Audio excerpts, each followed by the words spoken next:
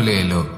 এই দুই বোন ভয়ভীত হয়ে গেলেন আর তাদের হাত থেকে সেই আটা পড়ে গেল, মাটিতে মিশে গেল।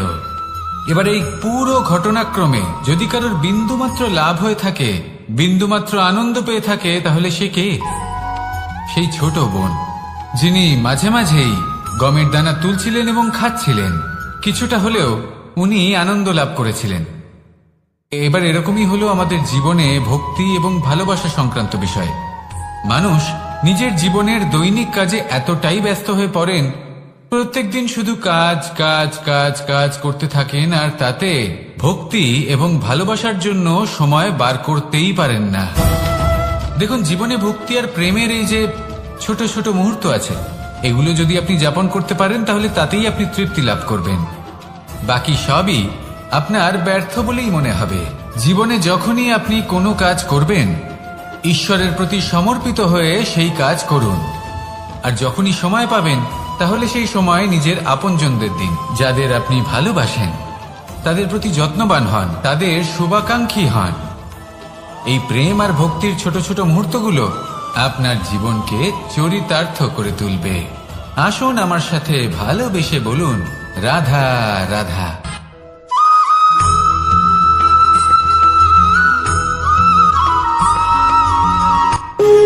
যখন মানুষের মৃত্যু হয় তখন কি হয়?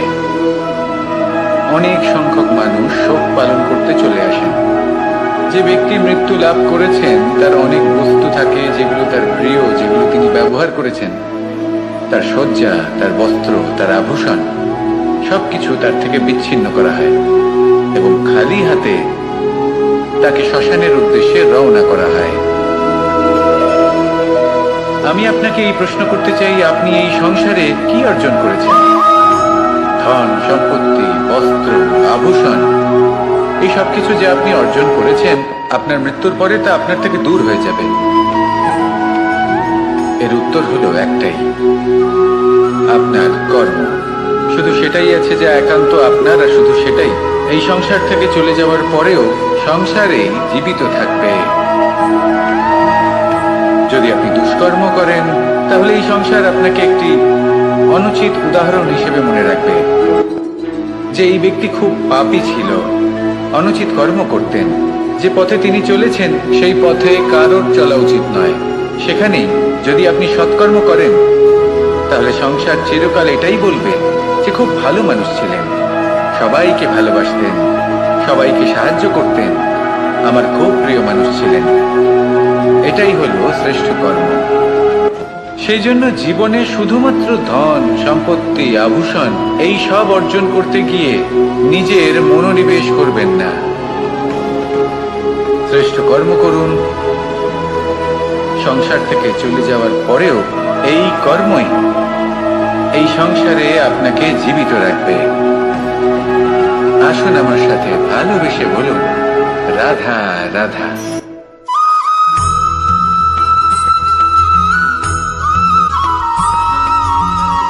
পুরুষার্থ। শাস্ত্রে 4 ধরনের পুরুষার্থের কথা বলা হয়েছে। প্রথম হলো ধর্ম। আপনি কি জানেন এই ধর্ম আসলে কি? আপনার কি মনে হয় ধর্ম আসলে কি? কোনো বিশেষ ঈশ্বরকে মানাই কি ধর্ম বলা হয়? নাকি কোনো বিশেষ রীতি পালন করাই হলো ধর্ম? নাকি কোনো বিশেষ সাহিত্যকে সর্বশ্রেষ্ঠ মনে করাই হলো ধর্ম? না, ধর্ম হলো সেটা যাকে ধারণ করা যেতে পারে।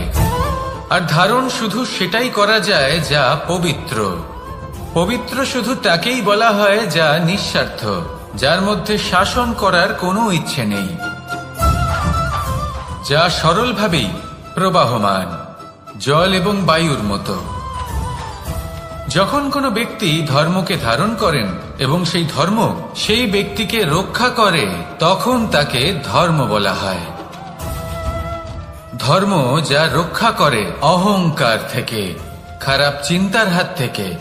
সেই জন্য পুরুষার্থ গড়ে তোলার আগে, ধর্ম পালন করার আগে ধর্মের প্রকৃত অর্থ কি সেটা বুঝে নিন।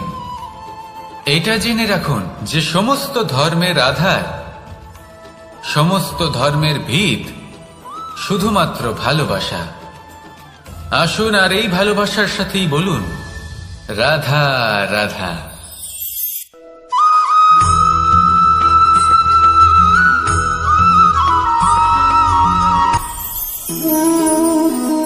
শক্তি এক অত্যন্ত বিচিত্র বস্তু, বা বলতে পারেন অনুভূতি। পিতা সবসময় চান যেন তিনি তার শক্তি পুত্রকে। আসুন আপনাকে সহজে বোঝাই। যদি আপনি সুপাত্র হন আর আপনাকে শক্তি দেওয়া হয়, তাহলে আপনি সেই শক্তির গুরুত্ব বুঝবেন, কোথায় সেই শক্তি প্রয়োগ করা উচিত সেটা বুঝবেন। আর এটা যেহেতু অর্জন করা শক্তি হবে, সেই শক্তির অপব্যবহার হবে না। কিন্তু যদি এই আপনি কুপাত্র হন আর যদি আপনাকে এই শক্তি দেওয়া হয়, তাহলে কি হবে? দেখতে গেলে এই শক্তি আপনি দান হিসেবে পেয়েছেন, তাই না আপনি এই শক্তির গুরুত্ব বুঝবেন আর না এর প্রয়োগ আপনি জানবেন। তার অপব্যবহার হওয়া সুনিশ্চিত। তাই যদি আপনি কোনো শক্তি অর্জন করতে চান, তাহলে আগে তার যোগ্য হয়ে উঠুন। পুত্র নয়, পাত্র হয়ে উঠুন। আর আমার সাথে ভালোবেসে বলুন, রাধা রাধা।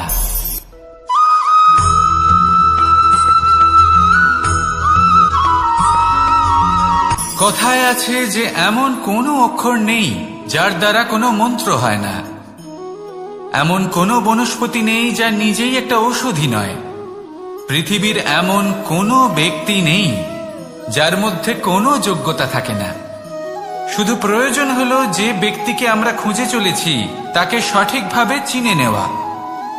যদি তার যোগ্যতা, তার বিশেষত্ব আমরা বুঝতেই না পারি, তাহলে আর লাভ কি রইল? এই সংসারে এমন অনেক ব্যক্তি রয়েছেন যারা ছোট ছোট অসফলতার কারণে আপনাকে এটা বলে দেবে যে আপনি কোনো কাজের নন, আপনি হলেন মূর্খ, আপনি কিছুই করতে পারবেন না। এইসব কথায় কখনোই বিশ্বাস করবেন না, কারণ আপনি এবং প্রত্যেকটি জীব এই পরমাত্মা এবং এই প্রকৃতির সৃষ্টি, যা অত্যন্ত বিশেষ। যদি আপনাকে উদাহরণ দিই, তাহলে একদিকে আছে তরোয়াল, একটা বড় লম্বা তরোয়াল, যার দ্বারা যুদ্ধ করা যায়, জয়লাভ করা যায়।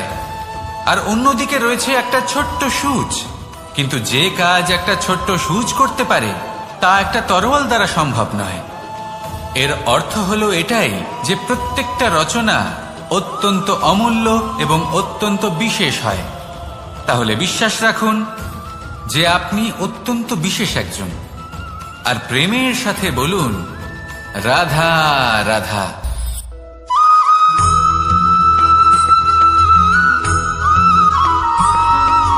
মানুষের একটি সমস্যা আছে যে মানুষ সাফল্যকে মাপতে থাকেন, লক্ষ্যপ্রাপ্তিকে মাপতে থাকেন এবং তার তুলনা করতে থাকেন যে ও এত কিছু পেল আর আমি পেলাম না,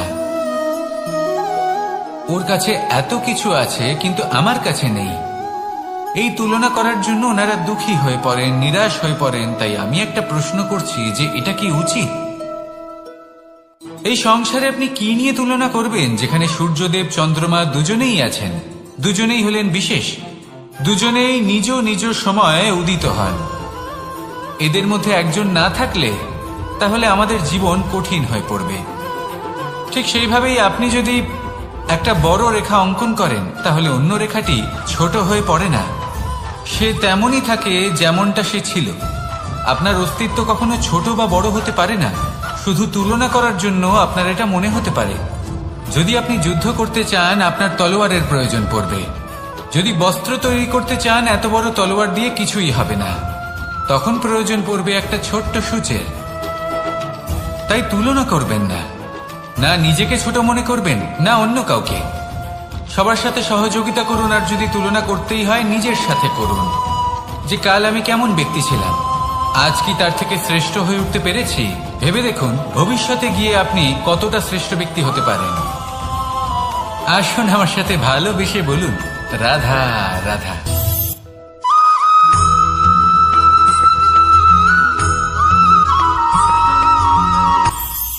এটা হলো ধান গাছ।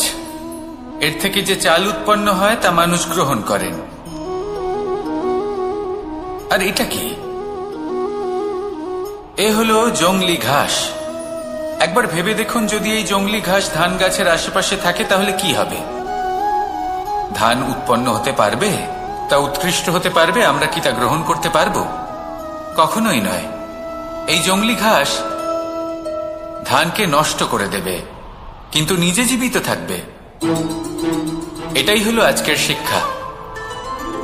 এই সংসারে যদি আপনি নীতির পথে চলতে চান, উচিত কর্ম করতে চান, সংসারকে সেবা করতে চান, তাহলে জংলি ঘাসের মতো ব্যক্তিদের থেকে সবসময় দূরে থাকতে হবে। সেই ব্যক্তি যারা দুর্নীতি এবং মিথ্যা দ্বারা পরিপূর্ণ, যাদের ব্যবহার অশুভ, যাদের অনেক অশুভ গুণ রয়েছে, তারা সঠিক নয়। সেই সকল ব্যক্তি যাদের চরিত্র অত্যন্ত দুষ্ট হয়, তারা হয় শুভ চরিত্রের ব্যক্তিকে একদম নষ্ট করে দেয়, নয় নিজের মতো বানিয়ে তোলে।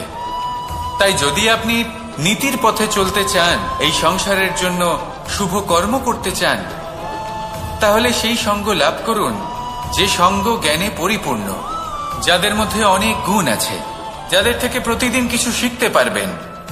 এমন ব্যক্তির সাথে জীবন অতিবাহিত করুন, দুরাচারীদের থেকে দূরে থাকুন। তবেই এই মন প্রসন্ন হয়ে বলবে, রাধা রাধা।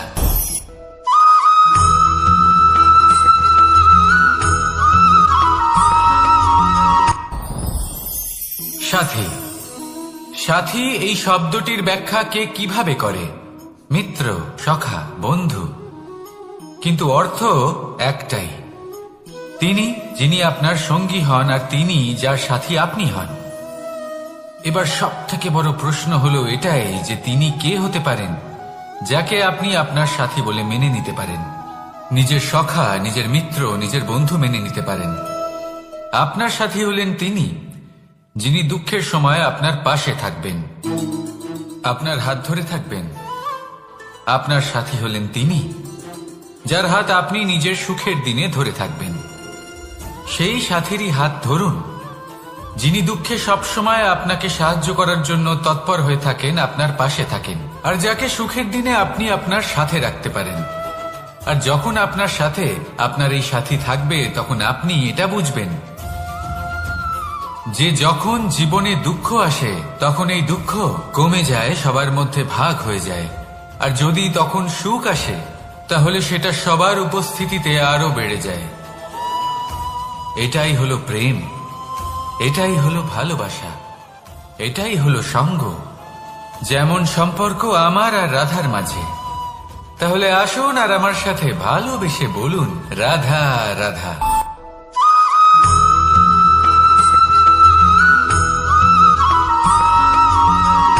কথায় আছে, অন্ধকারে প্রদীপ প্রজ্বলিত করলে চতুর্দিক আলোকিত হয়। কিন্তু যদি এই প্রদীপ আমি সূর্যের আলোর সম্মুখে সকালবেলায় প্রজ্বলিত করে রেখে দিই, তাহলে কি হবে? আপনি বলবেন যে এটা করে তো কোনো লাভই হলো না। সূর্যের প্রকাশের সামনে এই প্রদীপ আসলে কিছুই নয়। এবার এই চিন্তা ভাবনা প্রত্যেক দিন করতে হবে, আর একটা অমূল্য শিক্ষা পেতে হবে। মনে করুন যে আপনি মহাপুরুষের সামনে বসে আছেন, কোনো মহাজ্ঞানীর সামনে। তাহলে সেই ব্যক্তির সামনে নিজের জ্ঞানের প্রদীপ প্রজ্বলিত করবেন না, নীরব থাকুন, আর সেই ব্যক্তির সূর্যের প্রকাশের মতো জ্ঞান প্রাপ্ত করুন। যতটা পারবেন জ্ঞান লাভ করুন। যদি এমন কোনো সময়, এমন কোনো স্থানে আপনি আছেন যেখানে চতুর্দিক অন্ধকার, কারোর কাছেই জ্ঞান নেই, সেখানে নিজের জ্ঞানের প্রদীপ প্রজ্বলিত করুন। এমন করলে দুদিক থেকেই আপনার লাভ হবে। আপনার জ্ঞান প্রাপ্তিও হবে, আর জ্ঞানের সঠিক প্রয়োগও করতে পারবেন। আর এই মন প্রসন্ন হয়ে বলবে, রাধা রাধা।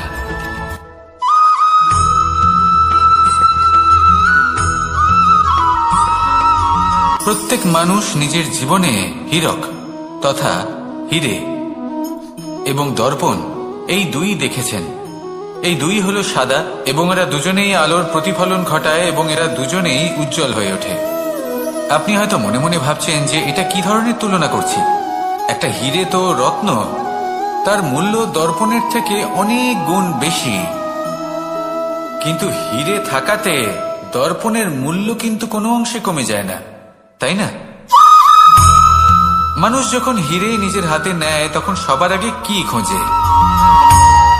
দর্পণ, যাতে তার মধ্যে দিয়ে দেখে সে বুঝতে পারে যে সেই হিরে আদৌ তার শোভাবর্ধন করছে কিনা, তাকে ভালো দেখাচ্ছে কিনা, প্রসাধনের জন্য সেটা ব্যবহার করা ঠিক হবে কিনা।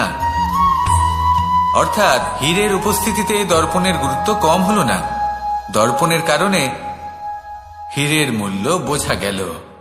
আমাদের জীবনেও ঠিক এরকমই ঘটে। আপনারা যদি সংসারে নিজের আশেপাশে দেখেন, এমন অনেক মানুষ দেখতে পাবেন যারা নিজেদের ক্ষেত্রে মহান স্থানে পৌঁছেছেন, নিপুণ এবং শ্রেষ্ঠ হয়েছেন। আর তাদের মধ্যে আপনার নিজের মনে হয় যেন আপনি হলেন দর্পণ। নিজেকে ছোট মনে করবেন না।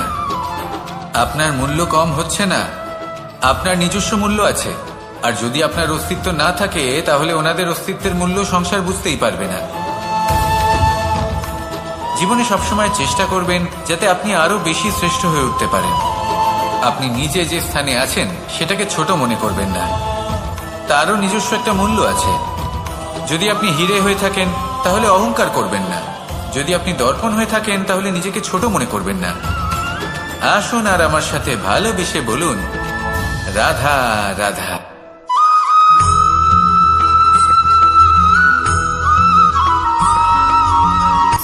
শক্তি, শক্তি অর্জন করা এতটা কঠিন নয় যতটা শক্তি লাভ করার পরে সেই শক্তি সামলানো কঠিন হয়। কারণ যেই মানুষ শক্তি লাভ করে তার মনে গর্ববোধ জন্মায়, জন্মায় অহংকার, জন্মায় জেদ। তাই শক্তি প্রাপ্ত করার সাথে বিনম্র থাকাও অত্যন্ত আবশ্যক। আর এটা আমাদের শেখা উচিত বৃক্ষের থেকে। বৃক্ষ যা আমাদের ফল দেয়, বৃক্ষ যা যত ফল দেয় ততটাই ঝুঁকে যায়। আমরা পাথর মারি ওই বৃক্ষের থেকে ফল প্রাপ্ত করার জন্য। সেই পাথরের মার সহ্য করেও বৃক্ষ আমাদের ফল দেয়। কোনো গর্ববোধ নেই, কোনো অহংকার বোধ নেই। আর সেই জন্য এই বৃক্ষের পুজো করা হয়। এটাই হলো মাহাত্ম্য শক্তির সাথে বিনম্রতার। যদি এই শক্তি সৃজন করে থাকে, সাহায্য করে থাকে, সম্বল হয়ে থাকে, তবেই সেই শক্তি উপযুক্ত। আর নয়তো সেই শক্তি একদিন আপনাকে আসক্ত অবশ্যই করবে। তাহলে শক্তি অবশ্যই অর্জন করুন, কিন্তু তার সাথে সেই শক্তি সামলানোর মতো বিবেকও আপনাকে অবশ্যই জাগ্রত করতে হবে। তাহলে আসুন আমার সাথে ভালোবেসে বলুন, রাধা রাধা।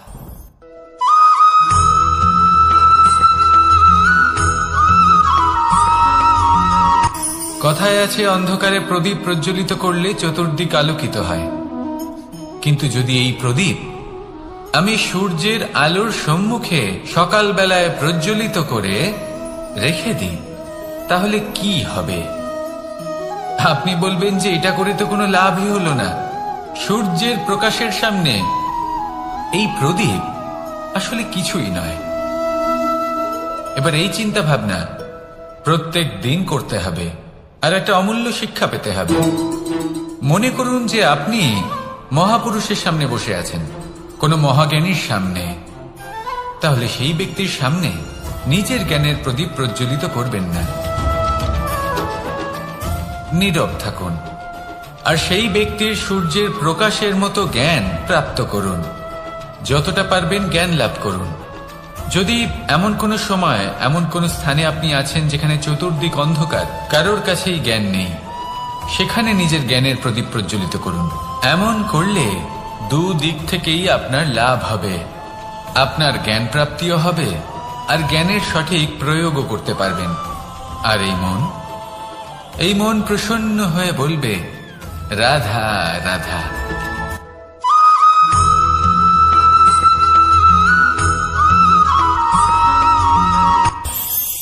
এই সংসারে আমরা প্রকাশ কোথা থেকে পাই? এর উত্তর বড়ই সরল। ভোরে যখন সূর্যোদয় হয় তখন প্রকাশের কিরণ আমাদের ঘরে এসে পৌঁছয়। এইভাবেই আমরা প্রকাশ লাভ করি। এবার এই প্রকাশের আলোতেই আমরা সারাদিনের কাজ সম্পন্ন করি। সন্ধে হয়ে যায়, সূর্যাস্ত হয়ে যায়, আর আমাদের ঘর যাতে অন্ধকার না হয় তার জন্য আমরা একটা প্রদীপ প্রজ্বলিত করি। এটাই ঘটে আমাদের জীবনেও। এবার প্রবাহমান আয়ুর সাথে আমরা আমাদের অন্তরে যদি একটা প্রদীপ প্রজ্বলিত করে নিই, তাহলে বিষয়টাই অন্যরকম হবে। এবার আপনি বলবেন কোন প্রকাশের কথা বলছি যে আমাদের অন্তরে জাগ্রত করা সম্ভব? আমাদের আত্মার মাঝে প্রেমের প্রকাশ জাগ্রত করার কথা বলছি। কারণ আমাদের এই জীবন এও হলো দিনের আলোর মতো। আজ প্রকাশ আছে, কিন্তু কোনোদিন অবশ্যই অস্ত হবে। কিন্তু অস্ত হবার আগে যদি আমরা আমাদের আত্মার মাঝে প্রেমের এই প্রকাশ উজ্জ্বলিত করে নিই, তাহলে আমাদের সন্ধ্যাকালও আমরা আনন্দে এবং প্রেমে যাপন করব। তাহলে আসুন আর আমার সাথে ভালোবেসে বলুন, রাধা রাধা।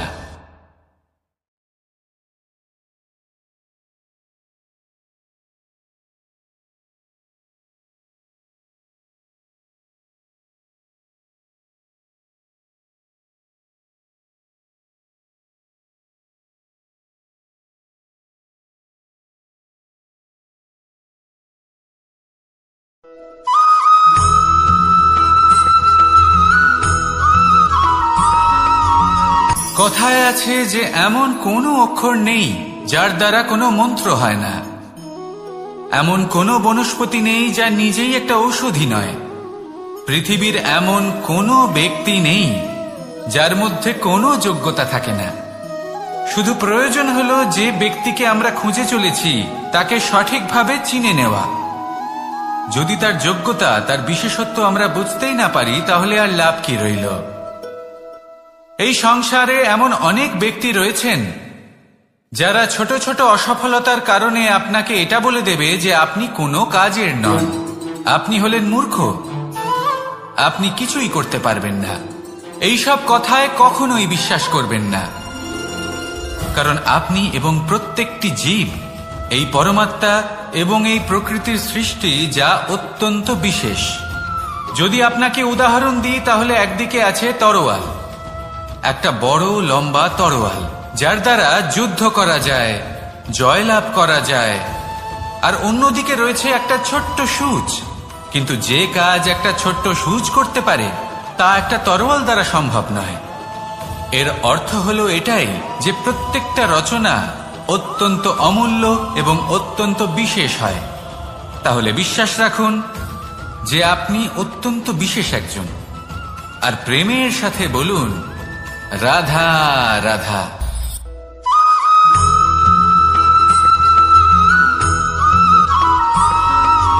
জীবনে যখন কোনো ব্যক্তি নিজের লক্ষ্য প্রাপ্তির জন্য নিরন্তর পরিশ্রম করতে থাকেন, চেষ্টা করতে থাকেন, তখন তিনি কষ্ট অনুভব করেন। কখনো শারীরিক কষ্ট, কখনো মানসিক কষ্ট। এবার উনি এটা ভাবতে থাকেন যে আমি কি উচিত করছি নাকি অনুচিত করছি। কারণ অন্যদিকে এমন একজন ব্যক্তিও আছেন যিনি একদমই পরিশ্রম, চেষ্টা করছেন না। তিনি মদিরা পান করেন, বিলাসিতায় জীবন কাটান, অলস প্রকৃতির হয়ে ওঠেন, নিদ্রাতে বিলীন হয়ে থাকেন আর ভাবেন যে তিনি সুখ লাভ করছেন। কিন্তু এরকম কেন হয়? কারণ যখন আমরা সৎ পথে থাকি, উচিত পথে চলি, লক্ষ্য প্রাপ্ত করার জন্য চেষ্টা করতে থাকি, তখন আমাদের ভেতরে থাকা নেতিবাচক শক্তি এবং পাপ এই দেহকে ত্যাগ করে দেয়। আর এই অনুভূতিটাই আমাদের দুঃখের অনুভূতি দেয়, কষ্ট দেয়। এবার সেখানে যদি আমরা কুপথে চলি, অনুচিত পথে চলতে থাকি, তাহলে আমাদের ভেতরে থাকা পুণ্য এবং ধনাত্মক শক্তি আমাদের দেহ ত্যাগ করে দেয়। আর এই অনুভূতির কারণেই আমরা সুখ অনুভব করি। কিন্তু কখনো ভাববেন যে এই সুখ বেশি সময় পর্যন্ত থাকে না। সেই জন্য সবসময় মনে রাখবেন, যদি আপনি জানেন যে এটাই আপনার লক্ষ্য, এটাই উচিত পথ, শুভ পথ, তাতে নিরন্তরভাবে এগিয়ে যেতে চেষ্টা করতে থাকুন। এই কষ্ট আপনাকে সুখের পরাকাষ্ঠায় কখন পৌঁছে দেবে তা আপনি জানতেই পারবেন না। আসুন আমার সাথে ভালোবেসে বলুন, রাধা রাধা।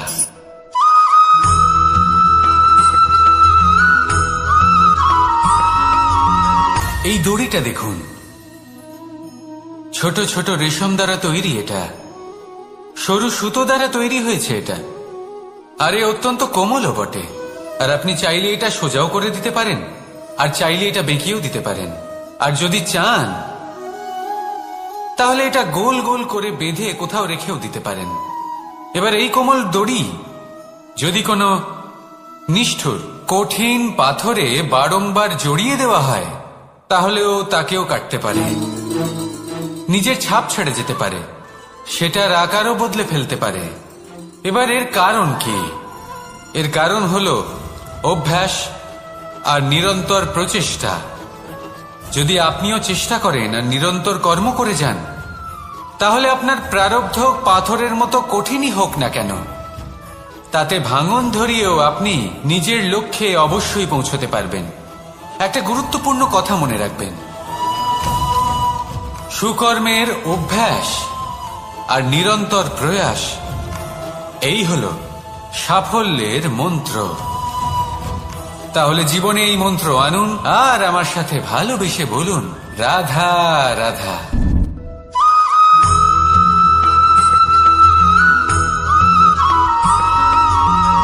এই সংসারে কোনো বস্তু হোক বা ব্যক্তি হোক, তার একার গুরুত্ব কিন্তু খুব বেশি নয়। একটা উদাহরণ হিসেবে বৃষ্টির ফোঁটাকে ভেবে দেখুন। যদি একটি বৃষ্টির ফোঁটা হয় তাহলে তার খুব বেশি গুরুত্ব থাকে না, কিন্তু যখন সহস্র বৃষ্টির ফোঁটা মেঘের মধ্যে দিয়ে ঝরে পড়ে, তখন সেটা বর্ষার রূপ ধারণ করে। সেই বর্ষা যা এই প্রকৃতিকে শান্ত করে। সেইভাবেই পাথরের ছোট টুকরো, তার খুব বেশি গুরুত্ব থাকে না, কিন্তু যখন অসংখ্য পাথরের টুকরো একত্রিত হয় তখন তা পর্বতের আকার ধারণ করে।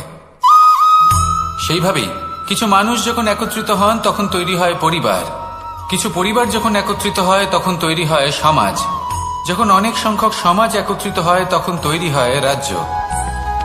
এবার এই রাজ্যের সব থেকে গুরুত্বপূর্ণ ব্যক্তি হতে পারেন রাজা, কিন্তু তাও সেই রাজা একা কিছু করতে পারেন না।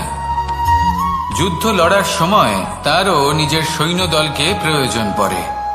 কিন্তু এই সংসারে এমন একজন ব্যক্তি আছেন যিনি একাই সব কাজ করতে থাকেন, এবং সেই ব্যক্তি হলেন মা। আমাদের জীবনে একজন পিতার ভূমিকা কিন্তু নিঃসন্দেহে অমূল্য, কিন্তু আমাদের সকলের জীবনে যে ভূমিকা একজন মায়ের তা অন্য কারোর থাকে না। একজন মা একাই সন্তানকে বড় করতে পারেন, সংস্কারী করে তুলতে পারেন, তার জন্য পরিশ্রম করেন। আর এত কিছু কাজ করার পরেও তার কাজের জন্য তিনি প্রশংসা অবশ্য পান না। উল্টে যদি সেই সন্তান অনুচিত পথে চালিত হয়, অনুচিত কর্ম করে, তখন সেই মাকেই অপবাদের পাত্র হয়ে উঠতে হয়। আমাদের জীবনে মায়ের যোগদান কতটা সেটা বুঝুন। আপনাকে বড় করে তোলার জন্য উনি কতটা পরিশ্রম করেছেন সেটা বুঝুন। আজ থেকে, এখন থেকে, এই মুহূর্ত থেকে মাকে সম্মান করতে শিখুন। যখন সময় পাবেন, যখন সুযোগ হবে, তখন তার প্রশংসা করুন, ওনারও ভালো লাগবে। আর মায়ের এই মমতার জন্য, তার এই ভূমিকার জন্য আসুন সবাই মিলে আমরা তাকে প্রণাম করি, আর সকলে মিলে ভালোবেসে বলি, রাধা রাধা।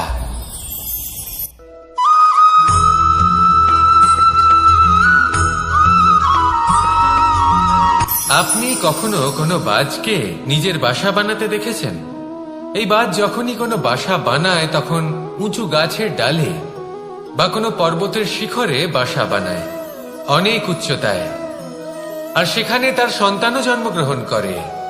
যখন এই সন্তানেরা জন্মায় তখন এই বাজ খুবই ভালোবেসে এবং খুব সাবধানে এদের পালন পোষণ করে, নিজের ঠোঁট দিয়ে তাদের ঠোঁটে খাবার পরিবেশন করে। কিন্তু যেই সেই সন্তানেরা হৃষ্টপুষ্ট হয়ে যায় এবং সেই কথা বাজ নিজে বুঝতে পেরে যায়, সেই বাজ নিজেই সেই বাসা ছিন্ন ভিন্ন করে দেয়। সেই সন্তান যাদের সবেমাত্র ডানা গজিয়েছে, কিভাবে উঠতে হয় তারা জানে না, সেই সন্তানগুলিকে উচ্চতা থেকে ঠেলে দেয়। সেই সন্তান প্রথমে ভয়ভীত হয়ে যায়। তারা সামনে মৃত্যুকে দেখতে পেয়ে ভয়ের কারণে তাদের ডানা ঝাপটাতে থাকে, আর সেই প্রক্রিয়াতেই সেই সন্তানগুলি উড়তে শুরু করে দেয়। এবার এই ঘটনায় আমরা কি শিক্ষা পেতে পারি? এটাই, যদি আপনি মাতা পিতা হন তাহলে নিজের সন্তানকে অবশ্যই স্নেহ করুন, কিন্তু তাদেরকে নিজের আঁচলের তলায় বেঁধে রাখবেন না। যদি আপনি চান আপনার সন্তান জীবনে উন্নতি করুক, তাহলে নিজের মুঠো থেকে তাদের স্বতন্ত্র করে দিন। এই সংসারে সংঘর্ষ করতে দিন। সেই সন্তান নিজেই বুঝতে পারবে যে জন্মের সময় পাওয়া ডানা কি করে ব্যবহার করতে হয়। আর আপনার চোখের সামনে আপনার সন্তান এই আকাশে উড়তে থাকবে। তাহলে আসুন আমার সাথে ভালোবেসে বলুন, রাধা রাধা।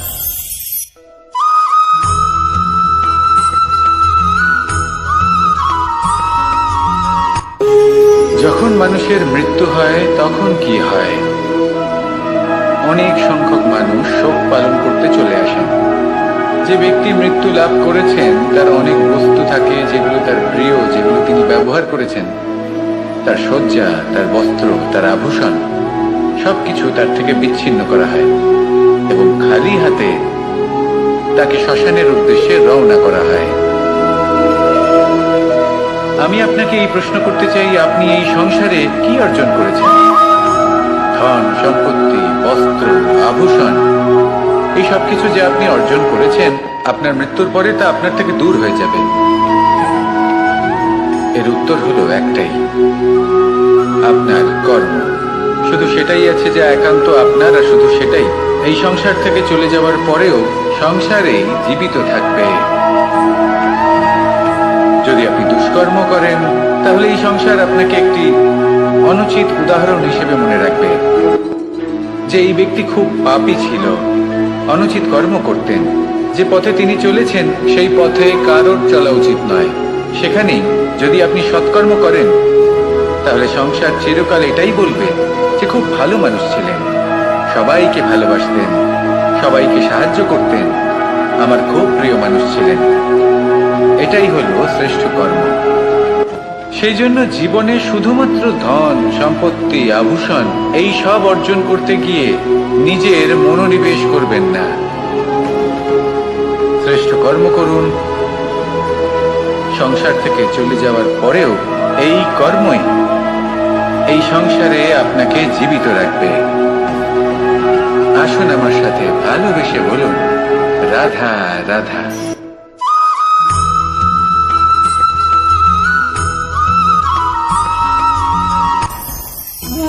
ভোজন। এবার ভোজন সংগ্রহ করার জন্য মানুষ কি না করেন, সব সময় চেষ্টা করতে থাকেন। ফসল উৎপাদনের জন্য অনেক পরিশ্রম করতে থাকেন, কিন্তু অনেক সময় অনেক পরিশ্রম করার পরেও ফসল ভালো উৎপাদন হয় না। এর কারণ কি? কারণ হলো এটাই যে আপনি পরিশ্রম হয়তো অনেক করেছেন, কিন্তু আপনার নজর তো সেই বীজের দিকে ছিলই না যা আপনি রোপণ করেছেন। সেই জন্য সব সময় কোনো বীজ রোপণ করার আগে তাকে পরখ করে দেখুন, তা অত্যন্ত আবশ্যক। আর সেইভাবেই যখনই কোনো কর্মের প্রশ্ন আসে তাহলে সেখানে শুধুমাত্র পরিশ্রম যথেষ্ট নয়, সেই কাজের প্রতি আপনার কর্তব্য কি, আপনার উদ্দেশ্য কি, সেটা জানা হলো অত্যন্ত গুরুত্বপূর্ণ।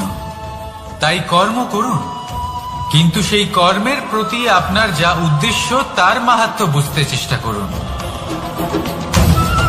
তাহলে আসুন আমার সাথে ভালোবেসে বলুন, রাধা রাধা।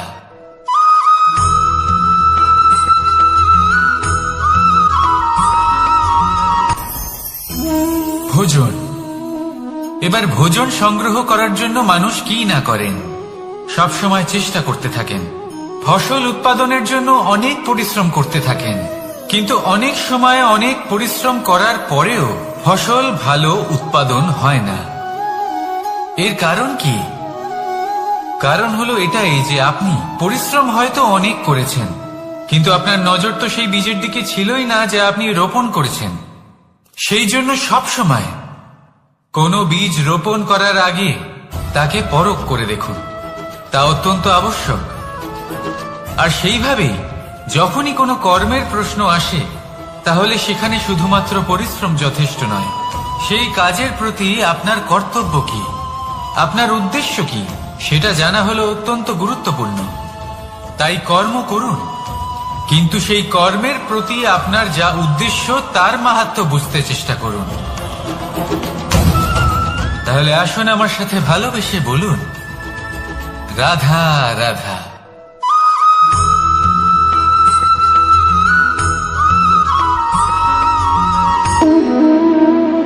সম্পর্ক হলো আমাদের জীবনের একটি আধার। কিছু সম্পর্ক এমন যা আমরা জন্মসূত্রে লাভ করি, যেমন পরিবার, মা, বাবা। কিছু সম্পর্ক আছে যে আমরা জীবনে অর্জন করে থাকি, তা সে প্রেমের হোক, স্নেহের হোক বা বন্ধুত্বের। এই সকল সম্পর্ক লাভ করার বা গড়ে তোলার 5টি ধাপ রয়েছে। প্রথম ধাপ, কোনো ব্যক্তির সাথে আলাপ হওয়া, তার সাথে কথা বলা বা তাকে দেখা। দ্বিতীয় ধাপ, সে ব্যক্তিকে আমাদের ভালো লাগা। তৃতীয় ধাপ, আমাদের এটা চাইতে শুরু করা যে জীবনে এই ব্যক্তি যেন আমাদের বন্ধু হন, আমাদের জীবনে থাকে, বা আমাদের কাউকে ভালোবেসে ফেলা। আর এটা আমাদের ভাবা বা চাওয়া যে সেই ব্যক্তি যেন আজীবন আমার সাথে থাকেন, আমার জীবনে আমার সাথী হয়ে। চতুর্থ ধাপ, লাভ করা। এবার এই ধাপটি অনেক মানুষের পক্ষেই খুবই সরল হয়, বড়ই সরলভাবে নিজেদের সঙ্গীকে লাভ করে থাকে। কিছু মানুষের জন্য এই ধাপ অত্যন্ত কঠিন হয়ে থাকে। অনেক প্রতিকূল পরিস্থিতির উপর জয়লাভ করে তারা সঙ্গীকে লাভ করেন, কিন্তু লাভ অবশ্যই করেন। এরপরে আসে পঞ্চম, অন্তিম এবং সব থেকে গুরুত্বপূর্ণ ধাপ। সেটা হলো সেই সম্পর্ক পালন করা। এটা হলো এমন এক বিষয় যা প্রত্যেক মানুষের শেখা উচিত। যদি ব্যক্তি নিজের জীবনে সম্পর্ক রক্ষা করতে শিখে যান, তবে প্রত্যেক সম্পর্ক তার জীবনকে স্বর্গ করে তুলবে। আসুন আর আমার সাথে ভালোবেসে বলুন, রাধা রাধা।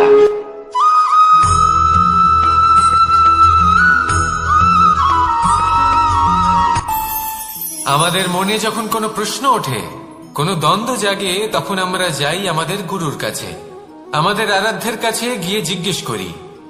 এইভাবেই একদিন আমি পৌঁছলাম আমার আরাধ্যের কাছে, আমার মহাদেবের কাছে, আর ওনাকে প্রশ্ন করলাম যে মহাদেব, জীবনে আনন্দ পাওয়ার, উৎসব পালনের, প্রেম ভাগ করে নেবার, জীবনকে উপভোগ করে নেওয়ার সর্বশ্রেষ্ঠ সময় কোনটা? মহাদেব হাসলেন আর উনি বললেন, জীবনে উৎসব পালনের সব থেকে শ্রেষ্ঠ দিন হল মৃত্যুর ঠিক আগের দিনটা। প্রেম ভাগ করে নেওয়ার সব থেকে শ্রেষ্ঠ মুহূর্ত হল মৃত্যুর ঠিক আগের মুহূর্ত। জীবনকে উপভোগ করে নেওয়ার সর্বশ্রেষ্ঠ প্রহর হল মৃত্যুর 1 প্রহর পূর্বে। তখন আমি চমকে গেলাম। আমি বললাম, কিন্তু মহাদেব, মৃত্যু তো অনিশ্চিত, আমরা জানিও না কবে আমাদের মৃত্যু হবে। মহাদেব আবার হাসলেন। উনি বললেন যে যদি আমরা এভাবে জীবন কাটাই যে আমরা জীবনের প্রত্যেক দিন, প্রত্যেক মুহূর্ত, প্রত্যেক প্রহর শেষ বলে মনে করি, তাহলে আমাদের সমস্ত জীবন আনন্দের সাথেই অতিবাহিত হবে। কি বলেন?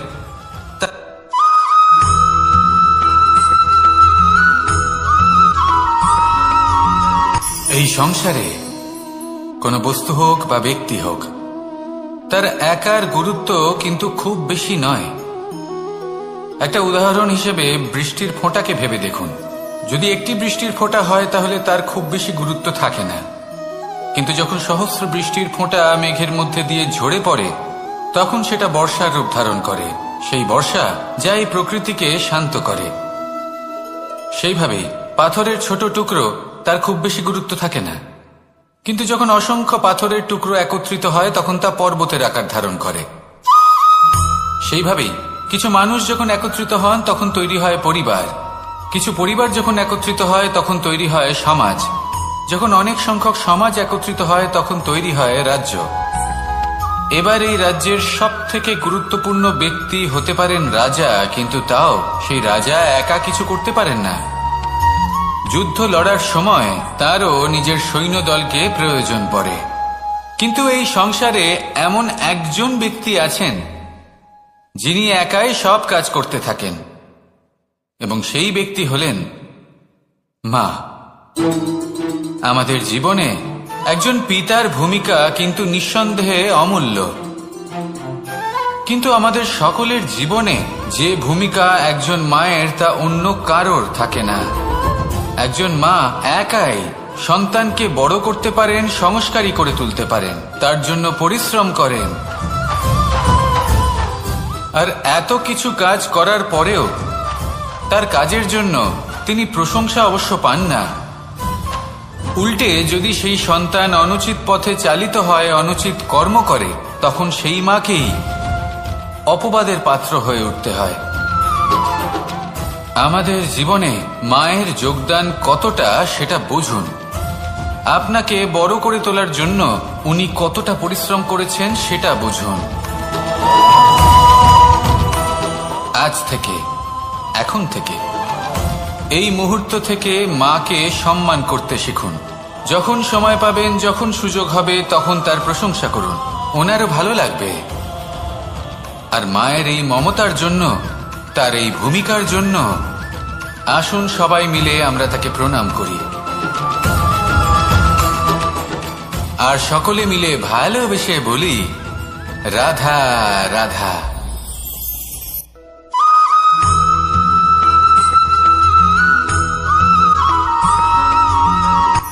এই সংসারে সাফল্য লাভ করার জন্য জ্ঞানের প্রয়োজন হয়, পরিশ্রমের প্রয়োজন হয়, দৃঢ় নিষ্ঠার প্রয়োজন হয়, নিরন্তর চেষ্টা করা প্রয়োজনীয়।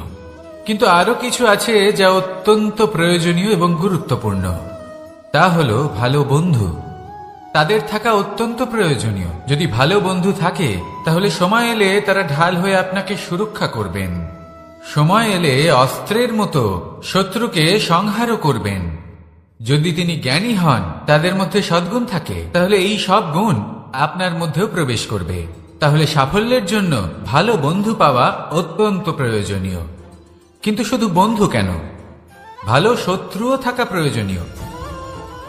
এবার আপনি ভাববেন, এ আমি কি বললাম? যদি আপনার জীবনেও ভালো অর্থাৎ শক্তিশালী শত্রু থাকে, তাহলে আপনিও শক্তিশালী হতে থাকবেন। এই শত্রু আপনাকে প্রেরিত করবে আরো বেশি শক্তিশালী হয়ে ওঠার। কখনো কোনো হরিণকে দেখুন, তীব্র গতিতে দৌড়তে থাকে। কেন তীব্র গতিতে দৌড়য়? এই কারণে নয় যে কোথাও তার জন্য মধুর ঘাস অপেক্ষা করে রয়েছে, না। সে এই কারণে তীব্র গতিতে দৌড়য় কারণ সেটা না করলে তার পেছনে একটি সিংহ আছে যে ওকে নিজের ভোজন করে ফেলবে। তাই জীবনে বিপদ, সংকট, এই সবকিছুও হলো অত্যন্ত গুরুত্বপূর্ণ। তার সম্মুখীন হতে শিখুন, আর আমার সাথে ভালোবেসে বলুন, রাধা রাধা।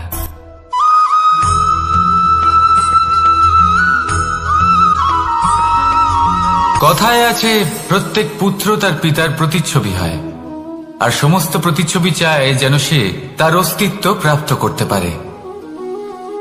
পুত্র চায় সে যেন তার পিতার মতো হয়, বা কখনো কখনো তার থেকেও শ্রেষ্ঠ হয়। সেটা কোনো অনুচিত ব্যাপার নয়। অনুচিত তখন হয় যখন পুত্র নিজের পিতার মতো হবার স্বপ্ন পূরণ করতে গিয়ে বা তার থেকেও শ্রেষ্ঠ হওয়ার স্বপ্ন পূরণে অনুচিত পথের আশ্রয় নেয়। কারণ তারপরে সে তার পিতার গুণগুলি আত্মসাৎ করতে চায় না। সে শুধুই এটা চায় যে সংসারের চোখে যেন আমি শ্রেষ্ঠ প্রমাণিত হই। এটা অনুচিত। সংসারে এমন অনেক মানুষ আছেন যারা এই কারণে শ্রেষ্ঠ হওয়ার চেষ্টা করেন যাতে তার পরিবারের, তার পিতার সম্মান বৃদ্ধি পায়। এমনও মানুষ থাকেন, আর এটাই হলো পার্থক্য উদ্দেশ্যের। মনে রাখবেন, যদি আপনার উদ্দেশ্য শুভ হয় তাহলে পথও শুভ হবে, যদি আপনার উদ্দেশ্য অশুভ হয় তাহলে পথও অশুভ হবে। তাহলে নিজের পিতার মতো হবার চেষ্টা অবশ্যই করুন, তার থেকেও শ্রেষ্ঠ হওয়ার চেষ্টা অবশ্যই করুন, কিন্তু মনে রাখবেন আপনার সংকল্প আর আপনার উদ্দেশ্য এই দুই শুভ হওয়া উচিত। তাহলে আসুন আর আমার সাথে ভালোবেসে বলুন, রাধা রাধা।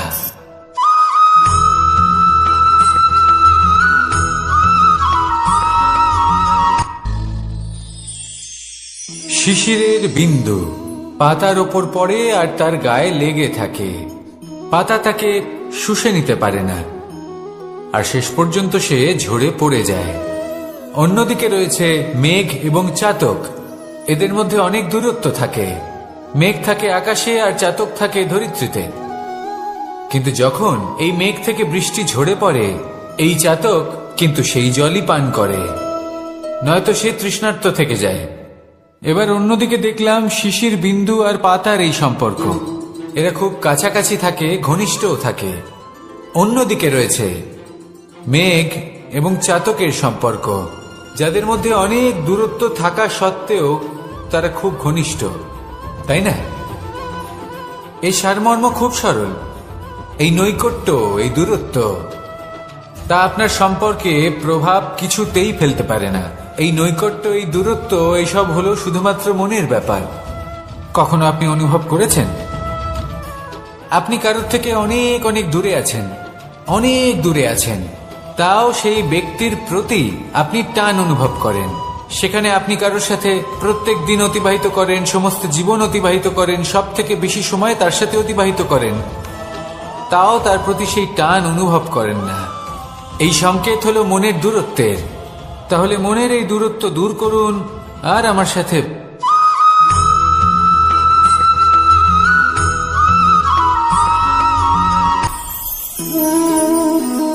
শক্তি এক অত্যন্ত বিচিত্র বস্তু, বা বলতে পারেন অনুভূতি। পিতা সবসময় চান যেন তিনি তার শক্তি পুত্রকে। আসুন আপনাকে সহজে বোঝাই। যদি আপনি সুপাত্র হন আর আপনাকে শক্তি দেওয়া হয়, তাহলে আপনি সেই শক্তির গুরুত্ব বুঝবেন, কোথায় সেই শক্তি প্রয়োগ করা উচিত সেটা বুঝবেন। আর এটা যেহেতু অর্জন করা শক্তি হবে, সেই শক্তির অপব্যবহার হবে না। কিন্তু যদি এই আপনি কুপাত্র হন আর যদি আপনাকে এই শক্তি দেওয়া হয়, তাহলে কি হবে? দেখতে গেলে এই শক্তি আপনি দান হিসেবে পেয়েছেন, তাই না? আপনি এই শক্তির গুরুত্ব বুঝবেন আর না এর প্রয়োগ আপনি জানবেন। তার অপব্যবহার হওয়া সুনিশ্চিত। তাই যদি আপনি কোনো শক্তি অর্জন করতে চান, তাহলে আগে তার যোগ্য হয়ে উঠুন। পুত্র নয়, পাত্র হয়ে উঠুন। আর আমার সাথে ভালোবেসে বলুন, রাধা রাধা।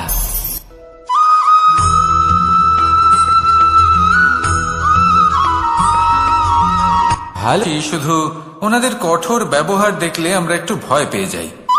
এবার ওনাদের এই কঠোর ব্যবহার আমাদের ভালো না লাগলেও অত্যন্ত আবশ্যক, কারণ মাতার থেকে আমরা যে শক্তি লাভ করি তা যেন নিয়ন্ত্রণ হারিয়ে বিধ্বংসী না হয়ে ওঠে।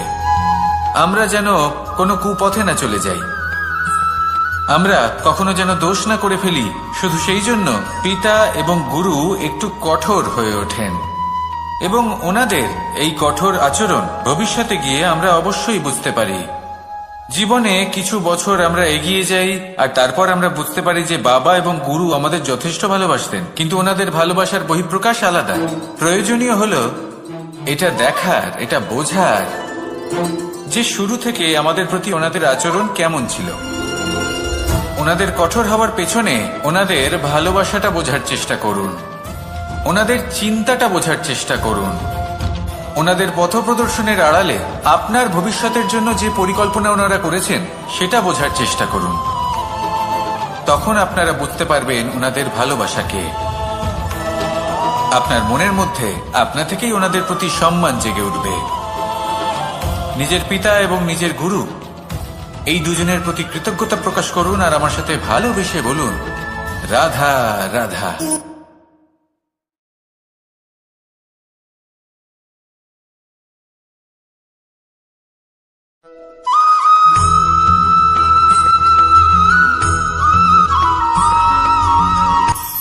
কখনো কোনো বাগানের কোনো বৃক্ষকে দেখেছেন যেখানে সুগন্ধি ফুল থাকে, রসালো ফল থাকে? তখন মন প্রফুল্ল হয়ে ওঠে, মন থেকে সেই বৃক্ষের প্রতি ভালোবাসা জন্মায়। কিন্তু যিনি বাগানের মালিক, শুধুমাত্র তিনিই জানেন যে কিভাবে এই বৃক্ষকে আগলে রাখতে হয়, কিভাবে তার পরিচর্যা করলে এতে সুন্দর সুগন্ধি ফুল হবে, রসালো ফল হবে। কখনো কখনো প্রয়োজনের থেকে বেশি রোদ পেলে এই বৃক্ষগুলি শুকিয়ে যায়, প্রয়োজনের থেকে কম রোদ পেলেও এই বৃক্ষ কিন্তু শুকিয়ে যায়। প্রয়োজনের থেকে কম জল যদি পায়, এই বৃক্ষ শুকিয়ে যেতে পারে। প্রয়োজনের থেকে অতিরিক্ত জল যদি পায়, তখনও এই বৃক্ষের শিকড়গুলি নষ্ট হয়ে যেতে পারে। এবার এটাই কিন্তু আমাদের সংসারের সাথেও হয়।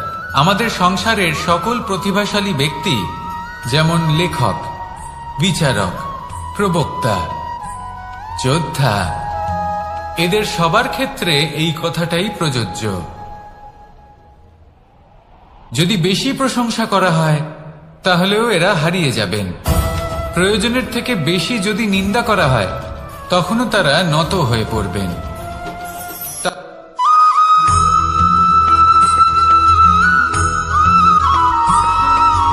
কথায় আছে, প্রত্যেক পুত্র তার পিতার প্রতিচ্ছবি হয়, আর সমস্ত প্রতিচ্ছবি চায় যেন সে তার অস্তিত্ব প্রাপ্ত করতে পারে।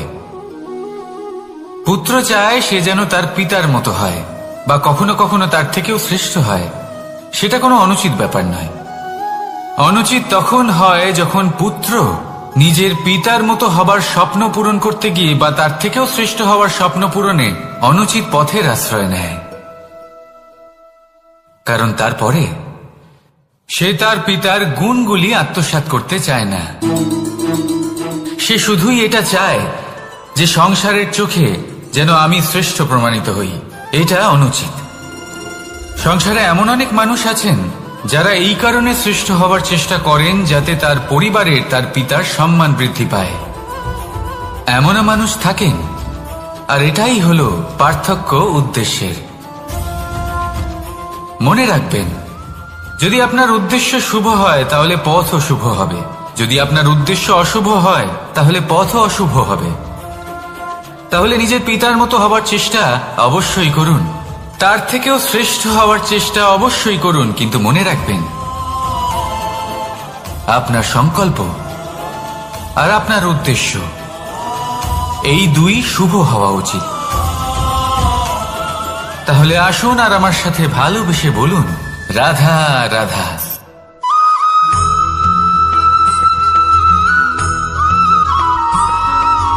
বসন্ত ঋতু, এই সময় মন আনন্দে ভরে থাকে। এমন মনে হয় যেন আমরা আকাশে বিচরণ করতে চলে যাই, কিন্তু সেটা তো সম্ভব নয়। সেই জন্য হয়তো আমরা ঘুড়ি ওড়াই, এই ঘুড়িকে নিজেদের প্রতিরূপ মনে করে। এবার অনেক মানুষ আছেন যারা ঘুড়ি ওড়ান, কিন্তু এই কর্মের সারমর্ম কি সেটা কজন বুঝতে পারেন?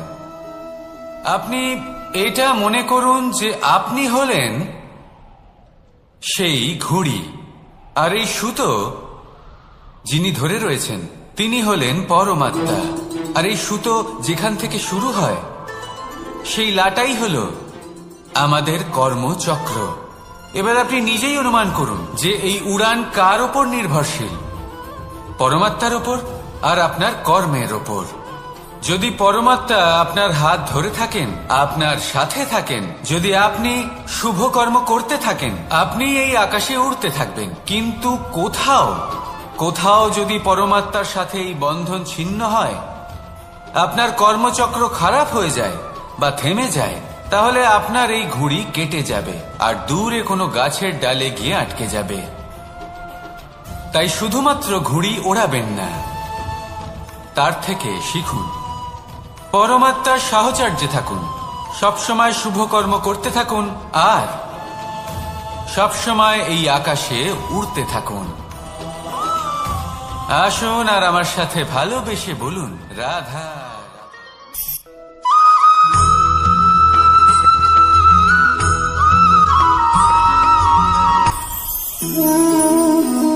শক্তি এক অত্যন্ত বিচিত্র বস্তু, বা বলতে পারেন অনুভূতি। পিতা সবসময় চান যেন তিনি তার শক্তি পুত্রকে। আসুন আপনাকে সহজে বোঝাই।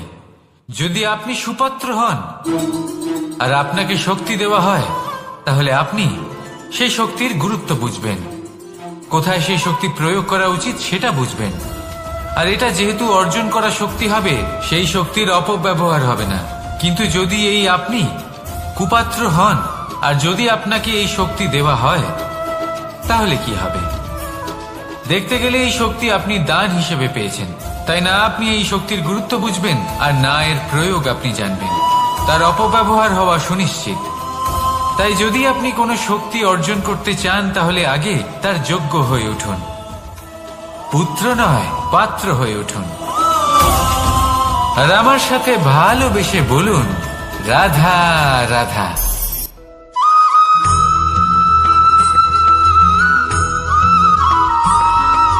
প্রত্যেক মানুষ নিজের জীবনে হীরক তথা হীরে এবং দর্পণ এই দুই দেখেছেন। এই দুই হলো সাদা এবং এরা দুজনেই আলোর প্রতিফলন ঘটায় এবং এরা দুজনেই উজ্জ্বল হয়ে ওঠে। আপনি হয়তো মনে মনে ভাবছেন যে এটা কি ধরনের তুলনা করছি। একটা হীরে তো রত্ন, তার মূল্য দর্পণের থেকে অনেক গুণ বেশি। কিন্তু হীরে থাকাতে দর্পণের মূল্য কিন্তু কোনো অংশে কমে যায় না, তাই না? মানুষ যখন হীরে নিজের হাতে নেয় তখন সবার আগে কি খোঁজে? দর্পণ, যাতে তার মধ্যে দিয়ে দেখে সে বুঝতে পারে যে সেই হীরে আদৌ তার শোভাবর্ধন করছে কিনা, তাকে ভালো দেখাচ্ছে কিনা, প্রসাধনের জন্য সেটা ব্যবহার করা ঠিক হবে কিনা। অর্থাৎ হীরের উপস্থিতিতে দর্পণের গুরুত্ব কম হলো না, দর্পণের কারণে হীরের মূল্য বোঝা গেল। আমাদের জীবনেও ঠিক এরকমই ঘটে। আপনারা যদি সংসারে নিজের আশেপাশে দেখেন, এমন অনেক মানুষ দেখতে পাবেন যারা নিজেদের ক্ষেত্রে মহান স্থানে পৌঁছেছেন, নিপুণ এবং শ্রেষ্ঠ হয়েছেন। আর তাদের মধ্যে আপনার নিজের মনে হয় যেন আপনি হলেন দর্পণ। নিজেকে ছোট মনে করবেন না। আপনার মূল্য কম হচ্ছে না, আপনার নিজস্ব মূল্য আছে। আর যদি আপনার অস্তিত্ব না থাকে, তাহলে ওনাদের অস্তিত্বের মূল্য সংসার বুঝতেই পারবে না। জীবনে সবসময় চেষ্টা করবেন যাতে আপনি আরো বেশি শ্রেষ্ঠ হয়ে উঠতে পারেন। আপনি নিজে যে স্থানে আছেন সেটাকে ছোট মনে করবেন না, তারও নিজস্ব একটা মূল্য আছে। যদি আপনি হীরে হয়ে থাকেন তাহলে অহংকার করবেন না, যদি আপনি দর্পণ হয়ে থাকেন তাহলে নিজেকে ছোট মনে করবেন না। আসুন আর আমার সাথে ভালোবেসে বলুন, রাধা রাধা।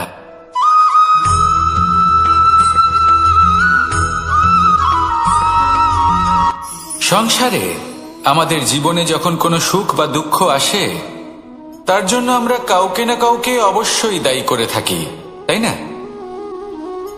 এই ব্যক্তি আমাদের সাথে এরকম কাজ করেছেন, তাই আমার সাথে এমন হলো। ওই ব্যক্তি যদি এমনটা না করতেন, তাহলে আজ আমি ওই স্থানে পৌঁছতে পারতাম। সবই আপনার দৃষ্টিভঙ্গির উপর নির্ভরশীল। আর যদি আপনার দৃষ্টিভঙ্গি এমন হয়, তাহলে তা অনুচিত। সত্যি কথা বলতে এই সংসারে ভিন্ন ভিন্ন ধরনের মানুষ আছে। এটা আপনার উপর নির্ভর করছে কিভাবে তাদের স্বাগত জানাবেন।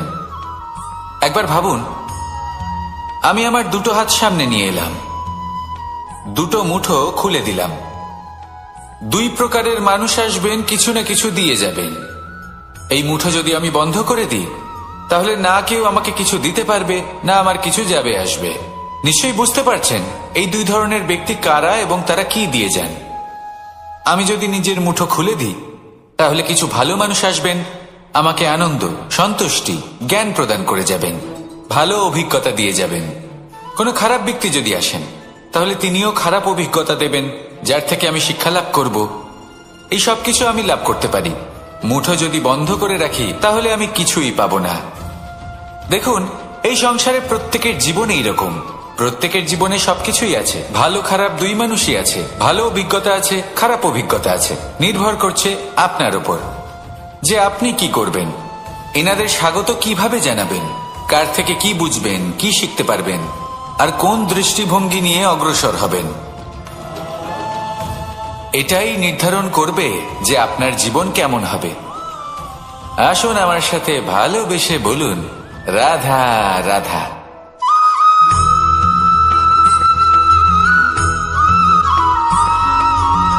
এই দড়িটা দেখুন, ছোট ছোট রেশম দ্বারা তৈরি। এটা সরু সুতো দ্বারা তৈরি হয়েছে এটা, আর এ অত্যন্ত কোমলও বটে। আর আপনি চাইলে এটা সোজাও করে দিতে পারেন, আর চাইলে এটা বেঁকিয়েও দিতে পারেন, আর যদি চান তাহলে এটা গোল গোল করে বেঁধে কোথাও রেখেও দিতে পারেন। এবার এই কোমল দড়ি যদি কোনো নিষ্ঠুর কঠিন পাথরে বারংবার জড়িয়ে দেওয়া হয়, তাহলেও তাকেও কাটতে পারে, নিজের ছাপ ছেড়ে যেতে পারে, সেটার আকারও বদলে ফেলতে পারে। এবার এর কারণ কি? এর কারণ হলো অভ্যাস আর নিরন্তর প্রচেষ্টা। যদি আপনিও চেষ্টা করেন আর নিরন্তর কর্ম করে যান, তাহলে আপনার প্রারব্ধ পাথরের মতো কঠিনই হোক না কেন, তাতে ভাঙন ধরিয়েও আপনি নিজের লক্ষ্যে অবশ্যই পৌঁছতে পারবেন। একটা গুরুত্বপূর্ণ কথা মনে রাখবেন,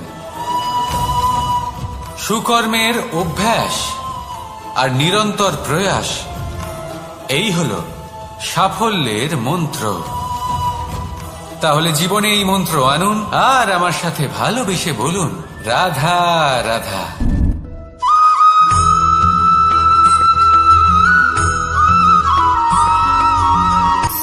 শক্তি শক্তি অর্জন করা এতটা কঠিন নয় যতটা শক্তি লাভ করার পরে সেই শক্তি সামলানো কঠিন হয়। কারণ যেই মানুষ শক্তি লাভ করে তার মনে গর্ববোধ জন্মায়, জন্মায় অহংকার, জন্মায় জেদ। তাই শক্তি প্রাপ্ত করার সাথে বিনম্র থাকাও অত্যন্ত আবশ্যক। আর এটা আমাদের শেখা উচিত বৃক্ষের থেকে। বৃক্ষ যা আমাদের ফল দেয়, বৃক্ষ যা যত ফল দেয় ততটাই ঝুঁকে যায়। আমরা পাথর মারি ওই বৃক্ষের থেকে ফল প্রাপ্ত করার জন্য। সেই পাথরের মার সহ্য করেও বৃক্ষ আমাদের ফল দেয়। কোনো গর্ববোধ নেই, কোনো অহংকার বোধ নেই, আর সেই জন্য এই বৃক্ষের পুজো করা হয়। এটাই হলো মাহাত্ম্য শক্তির সাথে বিনম্রতার। যদি এই শক্তি সৃজন করে থাকে, সাহায্য করে থাকে, সম্বল হয়ে থাকে, তবেই সেই শক্তি উপযুক্ত। আর নয়তো সেই শক্তি একদিন আপনাকে আসক্ত অবশ্যই করবে। তাহলে শক্তি অবশ্যই অর্জন করুন, কিন্তু তার সাথে সেই শক্তি সামলানোর মতো বিবেকও আপনাকে অবশ্যই জাগ্রত করতে হবে। তাহলে আসুন আমার সাথে ভালোবেসে বলুন, রাধা রাধা।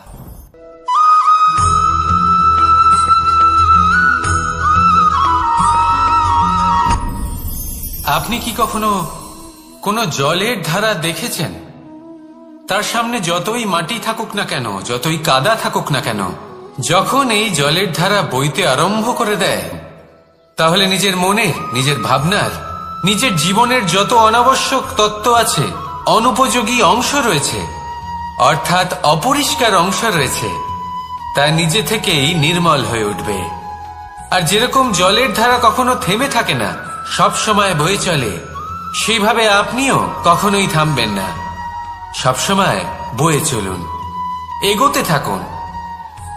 পথে যদি অনেক বিপদ আসে, সমস্যা আসে, থামবেন না, তার উপর নিরন্তর প্রহার করুন, নিরন্তর প্রয়াস করুন, আর অগ্রসর হন। আপনি ভেবে দেখুন, এই জলের ধারা কখনো থেমে থাকে না, সবসময় বয়ে চলে, বিপদের সম্মুখীন হয়ে তাকে সাথে বয়ে নিয়ে চলে। সেই জন্য জলের ধারা, প্রবাহমান এই ধারা, এর থেকে কখনো দুর্গন্ধ আসে না, এতে কখনো ময়লা জমতে পারে না, বরং পালিত হয় সুন্দর প্রাণবন্ত জীবজন্তু, যেমন সুন্দর ছোট মাছ। তাই আপনিও এটাই করুন, কখনো থামবেন না, শুধু চলতে থাকুন, জলের ধারার মতো বইতে থাকুন। আপনি আপনার লক্ষ্য অবশ্যই খুঁজে পাবেন, আর তার সাথে নিজের অন্তরের যে মালিন্য রয়েছে তা আপনি নিজেই নিজের থেকে দূরে করে দেবেন। তাহলে আসুন আর আমার সাথে ভালোবেসে বলুন, রাধা রাধা।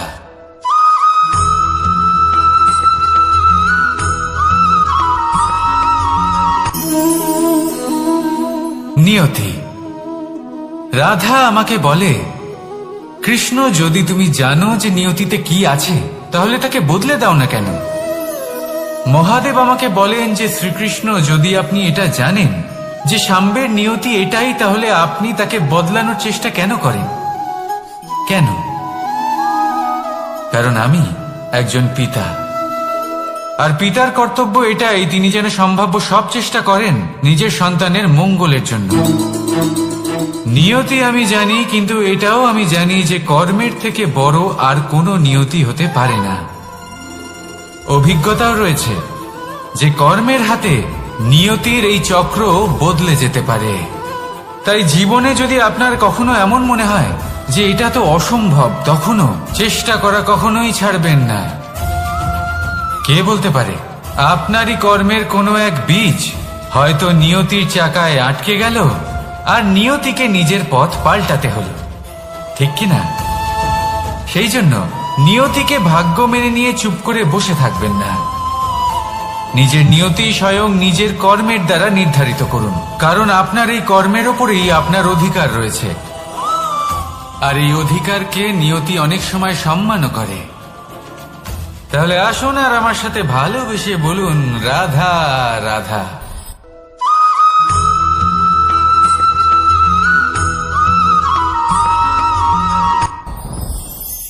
সাথী।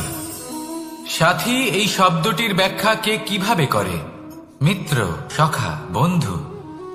কিন্তু অর্থ একটাই, তিনি যিনি আপনার সঙ্গী হন আর তিনি যার সাথী আপনি হন।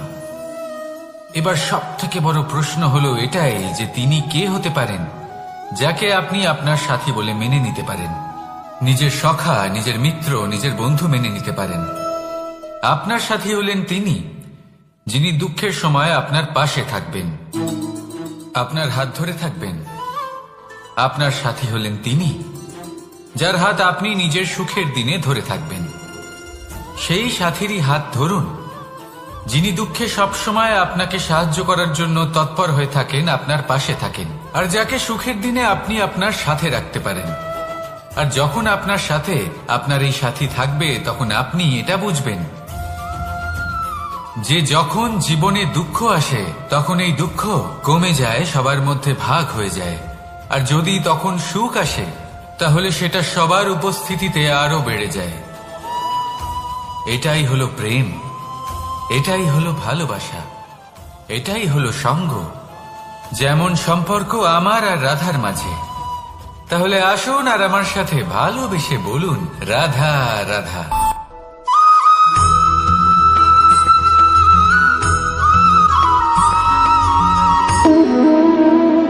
সম্পর্ক হলো আমাদের জীবনের একটি আধার।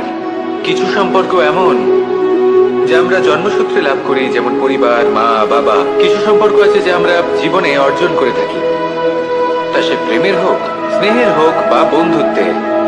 এই সকল সম্পর্ক লাভ করার বা গড়ে তোলার 5টি ধাপ রয়েছে।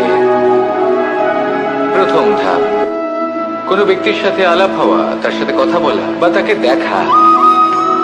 দ্বিতীয় ধাপ, সে ব্যক্তিকে আমাদের ভালো লাগা। তৃতীয় ধাপ, আমাদের এটা চাইতে শুরু করা যে জীবনে এই ব্যক্তি যেন আমাদের বন্ধু হন, আমাদের জীবনে থাকে, বা আমাদের কাউকে ভালোবেসে ফেলা, আর এটা আমাদের ভাবা বা চাওয়া যে সেই ব্যক্তি যেন আজীবন আমার সাথে থাকেন, আমার জীবনে আমার সাথী হয়ে।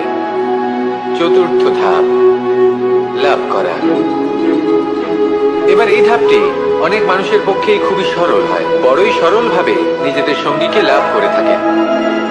কিছু মানুষের জন্য এই ধাপ অত্যন্ত কঠিন হয়ে থাকে। অনেক প্রতিকূল পরিস্থিতির উপর জয়লাভ করে তারা সঙ্গীকে লাভ করেন, কিন্তু লাভ অবশ্যই করেন।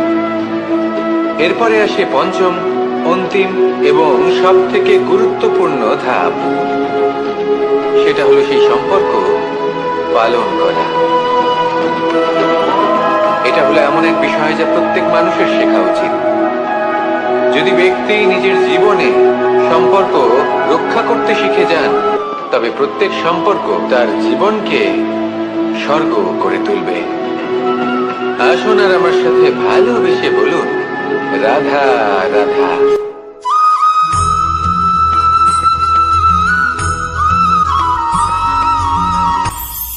এটা হলো ধান গাছ। এর থেকে যে চাল উৎপন্ন হয় তা মানুষ গ্রহণ করেন।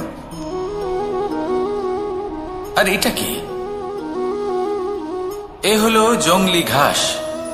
একবার ভেবে দেখুন, যদি এই জংলি ঘাস ধান গাছের আশেপাশে থাকে তাহলে কি হবে? ধান উৎপন্ন হতে পারবে? তা উৎকৃষ্ট হতে পারবে? আমরা কি তা গ্রহণ করতে পারবো? কখনোই নয়।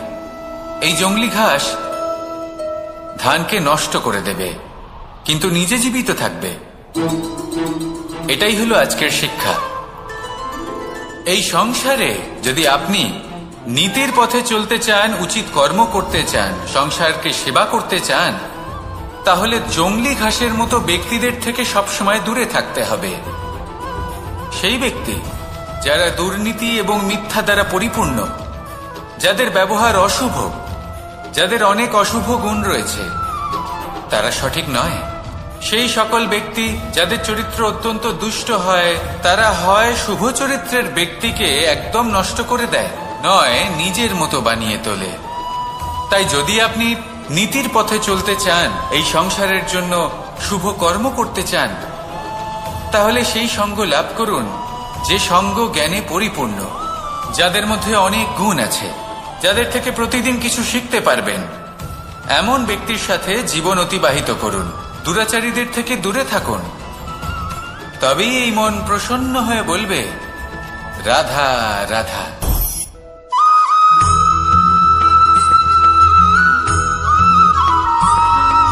মানুষের একটি সমস্যা আছে যে মানুষ সাফল্যকে মাপতে থাকেন, লক্ষ্যপ্রাপ্তিকে মাপতে থাকেন এবং তার তুলনা করতে থাকেন যে ও এত কিছু পেল আর আমি পেলাম না, ওর কাছে এত কিছু আছে কিন্তু আমার কাছে নেই। এই তুলনা করার জন্য ওনারা দুঃখী হয়ে পড়েন, নিরাশ হয়ে পড়েন। তাই আমি একটা প্রশ্ন করছি যে এটা কি উচিত? এই সংসারে আপনি কি নিয়ে তুলনা করবেন, যেখানে সূর্যদেব চন্দ্রমা দুজনেই আছেন, দুজনেই হলেন বিশেষ, দুজনেই নিজ নিজ সময়ে উদিত হন। এদের মধ্যে একজন না থাকলে তাহলে আমাদের জীবন কঠিন হয়ে পড়বে। ঠিক সেইভাবেই আপনি যদি একটা বড় রেখা অঙ্কন করেন, তাহলে অন্য রেখাটি ছোট হয়ে পড়ে না, সে তেমনই থাকে যেমনটা সে ছিল। আপনার অস্তিত্ব কখনো ছোট বা বড় হতে পারে না। শুধু তুলনা করার জন্য আপনার এটা মনে হতে পারে। যদি আপনি যুদ্ধ করতে চান, আপনার তলোয়ারের প্রয়োজন পড়বে। যদি বস্ত্র তৈরি করতে চান, এত বড় তলোয়ার দিয়ে কিছুই হবে না, তখন প্রয়োজন পড়বে একটা ছোট্ট সূচের। তাই তুলনা করবেন না, না নিজেকে ছোট মনে করবেন, না অন্য কাউকে। সবার সাথে সহযোগিতা করুন, আর যদি তুলনা করতেই হয় নিজের সাথে করুন, যে কাল আমি কেমন ব্যক্তি ছিলাম, আজ কি তার থেকে শ্রেষ্ঠ হয়ে উঠতে পেরেছি। ভেবে দেখুন ভবিষ্যতে গিয়ে আপনি কতটা শ্রেষ্ঠ ব্যক্তি হতে পারেন। আসুন আমার সাথে ভালোবেসে বলুন, রাধা রাধা।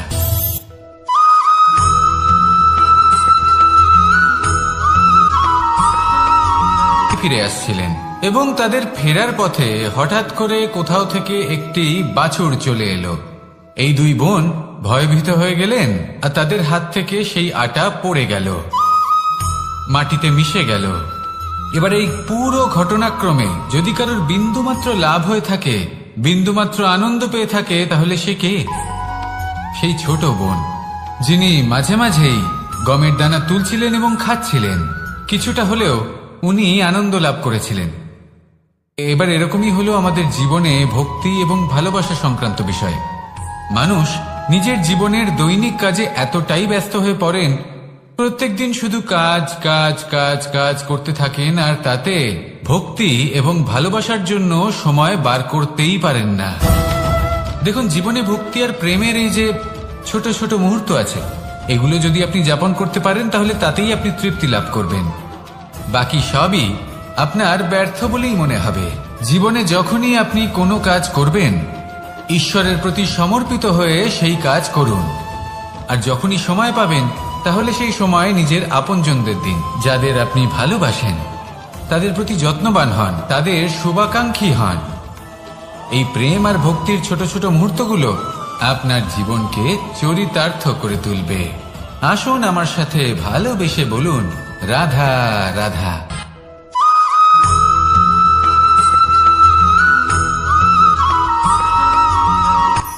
এই সংসারে সাফল্য লাভ করার জন্য জ্ঞানের প্রয়োজন হয়, পরিশ্রমের প্রয়োজন হয়, দৃঢ় নিষ্ঠার প্রয়োজন হয়, নিরন্তর চেষ্টা করা প্রয়োজনীয়। কিন্তু আরো কিছু আছে যা অত্যন্ত প্রয়োজনীয় এবং গুরুত্বপূর্ণ। তা হলো ভালো বন্ধু। তাদের থাকা অত্যন্ত প্রয়োজনীয়। যদি ভালো বন্ধু থাকে তাহলে সময় এলে তারা ঢাল হয়ে আপনাকে সুরক্ষা করবেন। সময় এলে অস্ত্রের মতো শত্রুকে সংহারও করবেন। যদি তিনি জ্ঞানী হন, তাদের মধ্যে সদ্গুণ থাকে, তাহলে এই সব গুণ আপনার মধ্যেও প্রবেশ করবে। তাহলে সাফল্যের জন্য ভালো বন্ধু পাওয়া অত্যন্ত প্রয়োজনীয়। কিন্তু শুধু বন্ধু কেন, ভালো শত্রুও থাকা প্রয়োজনীয়। এবার আপনি ভাববেন, এ আমি কি বললাম? যদি আপনার জীবনেও ভালো অর্থাৎ শক্তিশালী শত্রু থাকে, তাহলে আপনিও শক্তিশালী হতে থাকবেন। এই শত্রু আপনাকে প্রেরিত করবে আরো বেশি শক্তিশালী হয়ে ওঠার। কখনো কোনো হরিণকে দেখুন, তীব্র গতিতে দৌড়তে থাকে। কেন তীব্র গতিতে দৌড়য়?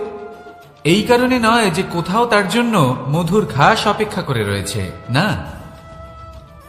সে এই কারণে তীব্র গতিতে দৌড়য় কারণ সেটা না করলে তার পেছনে একটি সিংহ আছে যে ওকে নিজের ভোজন করে ফেলবে।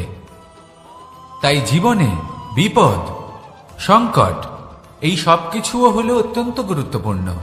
তার সম্মুখীন হতে শিখুন আর আমার সাথে ভালোবেসে বলুন, রাধা রাধা।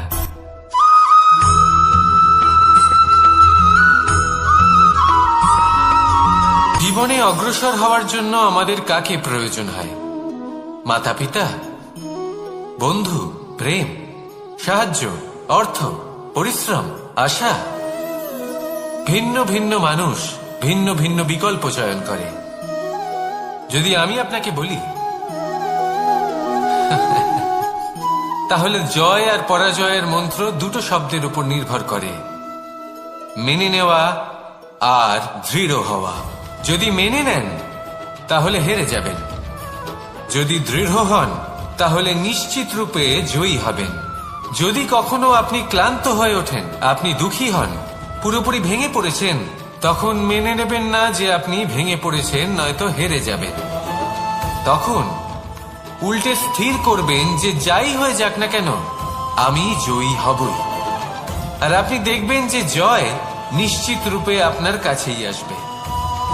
তাহলে এই কথা মনে রাখবেন আর আমার সাথে ভালোবেসে বলবেন, রাধা রাধা।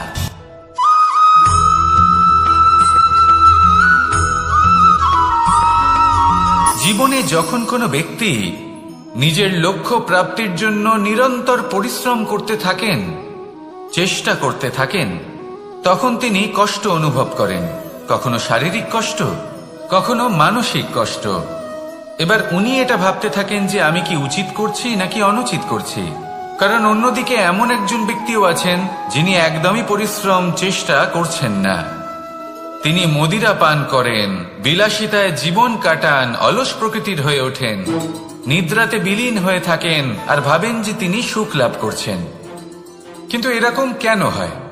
কারণ যখন আমরা সৎ পথে থাকি, উচিত পথে চলি, লক্ষ্য প্রাপ্ত করার জন্য চেষ্টা করতে থাকি, তখন আমাদের ভেতরে থাকা নেতিবাচক শক্তি এবং পাপ এই দেহকে ত্যাগ করে দেয়।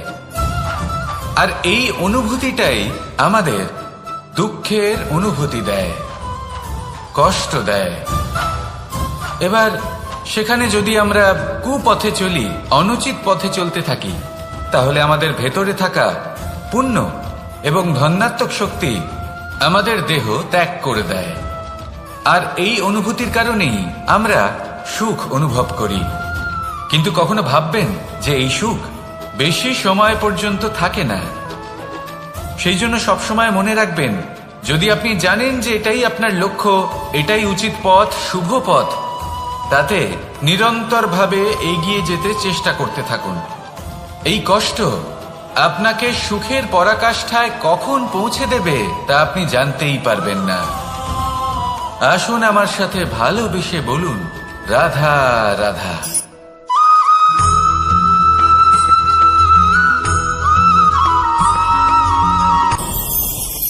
ভয়ের সাথে আমরা সবাই পরিচিত, কষ্ট আমরা সবাই পেয়েছি। কখনো কখনো আমরা অসুস্থ হয়ে পড়ি, আর এমন সময় হলে মাতার মমতা কখনো বাবার স্নেহ, কখনো বন্ধুদের পাশে থাকার অনুভূতি আমাদের রোগ নিরাময়ে সাহায্য করে। কখনো যদি আমরা নিরাশ হয়ে পড়ি, তখন যদি আমাদের কোনো আপনজন আমাদের দুটো ভালো কথা বলে, তখন আমাদের মনোবল বেড়ে যায়। ঠিক তেমন সংসারের এই রঙ্গমঞ্চে যদি আপনি পীড়িত অনুভব করেন, কিছু শুভ কথা আলোচনা করুন, কিছু স্তুতি গান করুন, কিছু মুহূর্তের জন্য হলেও নিজের ইষ্টদেবের কথা স্মরণ করুন আর প্রার্থনা করুন। সাহস বাড়বে, শক্তিও বৃদ্ধি পাবে এবং সামনে এগিয়ে চলার পথও দেখতে পাবেন। তখন এই মন প্রসন্ন হয়ে বলবে, রাধা রাধা।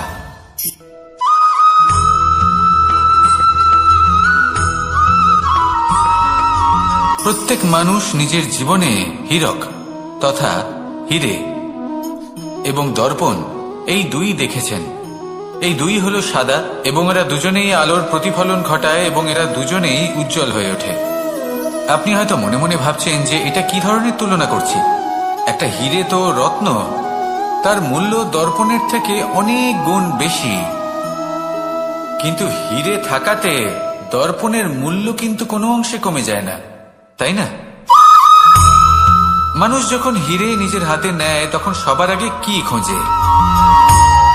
দর্পণ, যাতে তার মধ্যে দিয়ে দেখে সে বুঝতে পারে যে সেই হীরে আদৌ তার শোভাবর্ধন করছে কিনা, তাকে ভালো দেখাচ্ছে কিনা, প্রসাধনের জন্য সেটা ব্যবহার করা ঠিক হবে কিনা। অর্থাৎ হীরের উপস্থিতিতে দর্পণের গুরুত্ব কম হলো না, দর্পণের কারণে হীরের মূল্য বোঝা গেল। আমাদের জীবনেও ঠিক এরকমই ঘটে।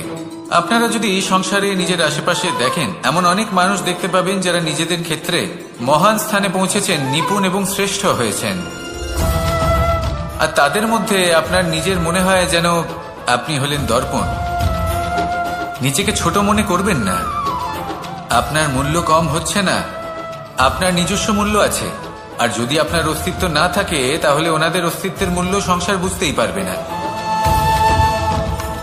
জীবনে সবসময় চেষ্টা করবেন যাতে আপনি আরো বেশি শ্রেষ্ঠ হয়ে উঠতে পারেন।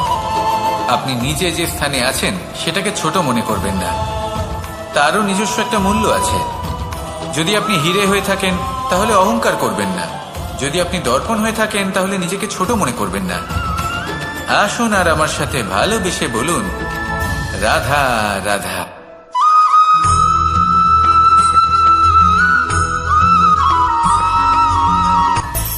মানুষের মধ্যে একটা বিচিত্র প্রবৃত্তি থাকে, অন্য সকলের বিষয়ে, তাদের জীবনের বিষয়ে, তাদের ব্যক্তিত্বের বিষয়ে, তাদের ভবিষ্যতের বিষয়ে অনুমান করা। এটা হলো অনুচিত। কারোর অতীতকালকে দেখে লোকে ভবিষ্যৎ বলে দিতে পারেন, বর্তমানকে দেখে ভবিষ্যতের বিষয়ে অনুমান করে ফেলেন। উদাহরণ দিতে হলে বলবো, কোনো দাসকে দেখুন, ওকে দেখে লোকে বলে যে ওর ভবিষ্যৎ সেটাই হতে পারে, অনুমান করে ফেলেন। আর এই রাজাকে দেখুন, উনি তো কত সুখী হবেন, উনি তো জগতের সব থেকে অধিক সুখী মানুষ, কত সুখ সুবিধা আছে ওনার কাছে, ধারণা করে ফেলেন। তবে সত্য তো এটাই যে কারোর ব্যক্তিত্বের বিষয়ে, তাদের ভবিষ্যতের বিষয়ে আপনি পূর্ণ সত্য কখনোই বলতে পারবেন না, শুধু অনুমান করতে পারবেন। আর এই অনুমান করে সত্যি কোনো লাভ হয় না, কারণ এই কাল সেটা হলো অত্যন্ত শক্তিশালী। কালো থেকে কালোতর কয়লাকেও হীরেতে পরিণত করতে পারে, অনেক বড় বড় রাজাকেও বিদূষক বানিয়ে ফেলতে পারে এক মুহূর্তেই। তাহলে আপনি অনুমান করে কি লাভ? কি পেলেন অনুমান করে? সেই জন্য কারোর বিষয়ে কোনো অনুমান করবেন না, তার ভবিষ্যতের বিষয়ে অনুমান করতে যাবেন না, কারোর বিষয়ে কোনো ধারণা করে নেবেন না। কিছু করতে হলে ভালোবাসুন, সবার মধ্যে ভালোবাসা ছড়ান, সবার মধ্যে ধন্যাত্মক ভাব ছড়ান। এই মন প্রসন্ন হয়ে বলবে, রাধা রাধা।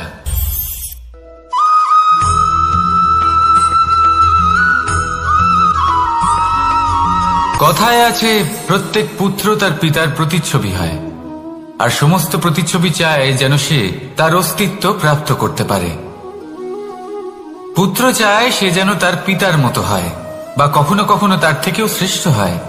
সেটা কোনো অনুচিত ব্যাপার নয়, অনুচিত তখন হয় যখন পুত্র নিজের পিতার মতো হবার স্বপ্ন পূরণ করতে গিয়ে বা তার থেকেও শ্রেষ্ঠ হওয়ার স্বপ্ন পূরণে অনুচিত পথের আশ্রয় নেয়।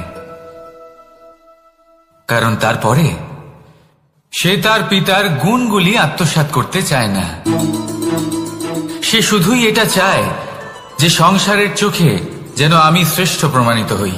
এটা অনুচিত। সংসারে এমন অনেক মানুষ আছেন যারা এই কারণে শ্রেষ্ঠ হবার চেষ্টা করেন যাতে তার পরিবারের তার পিতার সম্মান বৃদ্ধি পায়। এমনও মানুষ থাকেন, আর এটাই হলো পার্থক্য উদ্দেশ্যের। মনে রাখবেন, যদি আপনার উদ্দেশ্য শুভ হয় তাহলে পথও শুভ হবে, যদি আপনার উদ্দেশ্য অশুভ হয় তাহলে পথও অশুভ হবে। তাহলে নিজের পিতার মতো হবার চেষ্টা অবশ্যই করুন, তার থেকেও শ্রেষ্ঠ হওয়ার চেষ্টা অবশ্যই করুন, কিন্তু মনে রাখবেন আপনার সংকল্প আর আপনার উদ্দেশ্য এই দুই শুভ হওয়া উচিত। তাহলে আসুন আর আমার সাথে ভালোবেসে বলুন, রাধা রাধা।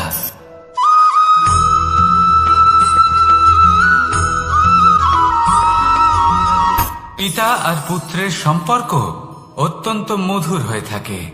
পিতা স্বপ্ন দেখেন, তাকে পূর্ণ করার সকল সম্ভাব্য চেষ্টা করেন, কিন্তু তাও অনেক সময় ওনার স্বপ্ন অপূর্ণ থেকে যায়। তখন পিতা ভাবেন যে স্বপ্ন উনি পূর্ণ করতে পারেননি ওনার সন্তান তা অবশ্যই পূরণ করবে। যে স্থানে উনি কখনো পৌঁছতে পারেননি সেই স্থানে ওনার পুত্র অবশ্যই পৌঁছবে।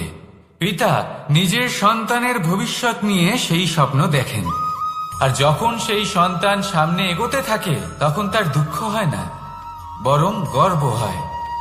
ওনার ভালো লাগে এটা দেখে যে ওনার সন্তান অনেক উন্নতি করছে। কিন্তু যখন সন্তান নিজের অভিভাবকের শক্তি দেখে, তার যশ দেখে হিংসা করতে থাকে, সমস্যা সেইখানেই শুরু হয়।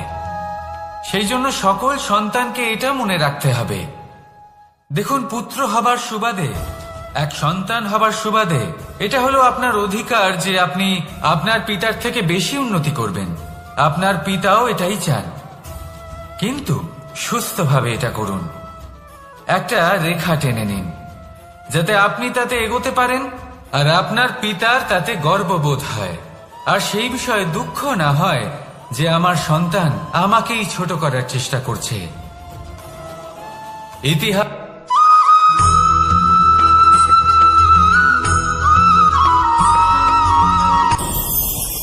ভয়ের সাথে আমরা সবাই পরিচিত, কষ্টও আমরা সবাই পেয়েছি।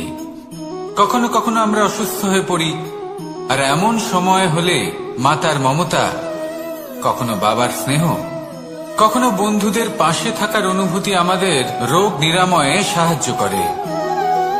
কখনো যদি আমরা নিরাশ হয়ে পড়ি, তখন যদি আমাদের কোনো আপনজন আমাদের দুটো ভালো কথা বলে, তখন আমাদের মনোবল বেড়ে যায়।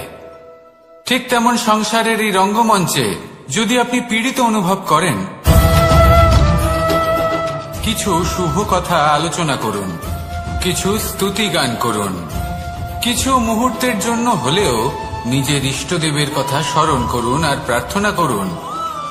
সাহস বাড়বে, শক্তিও বৃদ্ধি পাবে এবং সামনে এগিয়ে চলার পথও দেখতে পাবেন। তখন এই মন প্রসন্ন হয়ে বলবে, রাধা রাধা।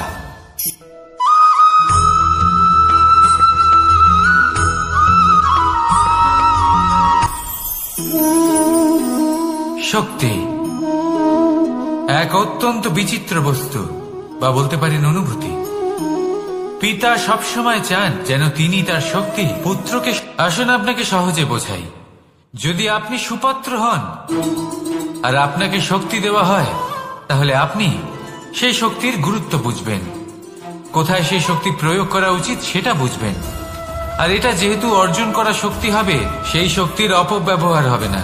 কিন্তু যদি এই আপনি কুপাত্র হন আর যদি আপনাকে এই শক্তি দেওয়া হয়, তাহলে কি হবে? দেখতে গেলে এই শক্তি আপনি দান হিসেবে পেয়েছেন, তাই না আপনি এই শক্তির গুরুত্ব বুঝবেন আর না এর প্রয়োগ আপনি জানবেন। তার অপব্যবহার হওয়া সুনিশ্চিত। তাই যদি আপনি কোনো শক্তি অর্জন করতে চান তাহলে আগে তার যোগ্য হয়ে উঠুন, পুত্র নয় পাত্র হয়ে উঠুন। আর আমার সাথে ভালোবেসে বলুন, রাধা রাধা।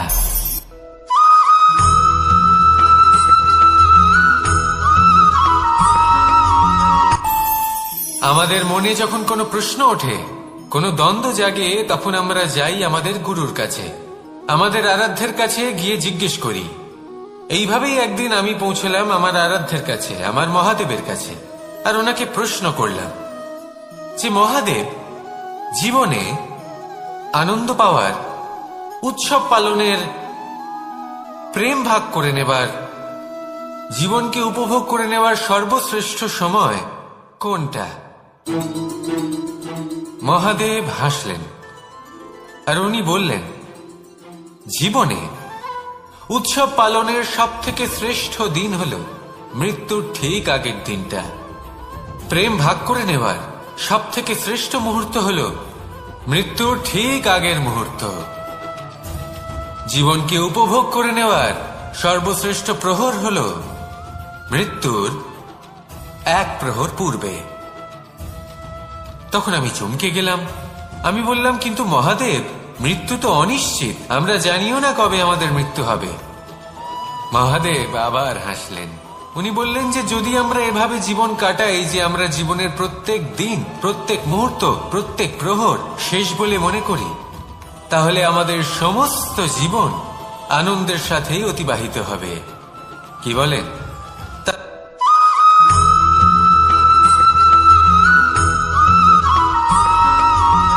এই সংসারের সব থেকে গুরুত্বপূর্ণ তত্ত্ব কোনটা?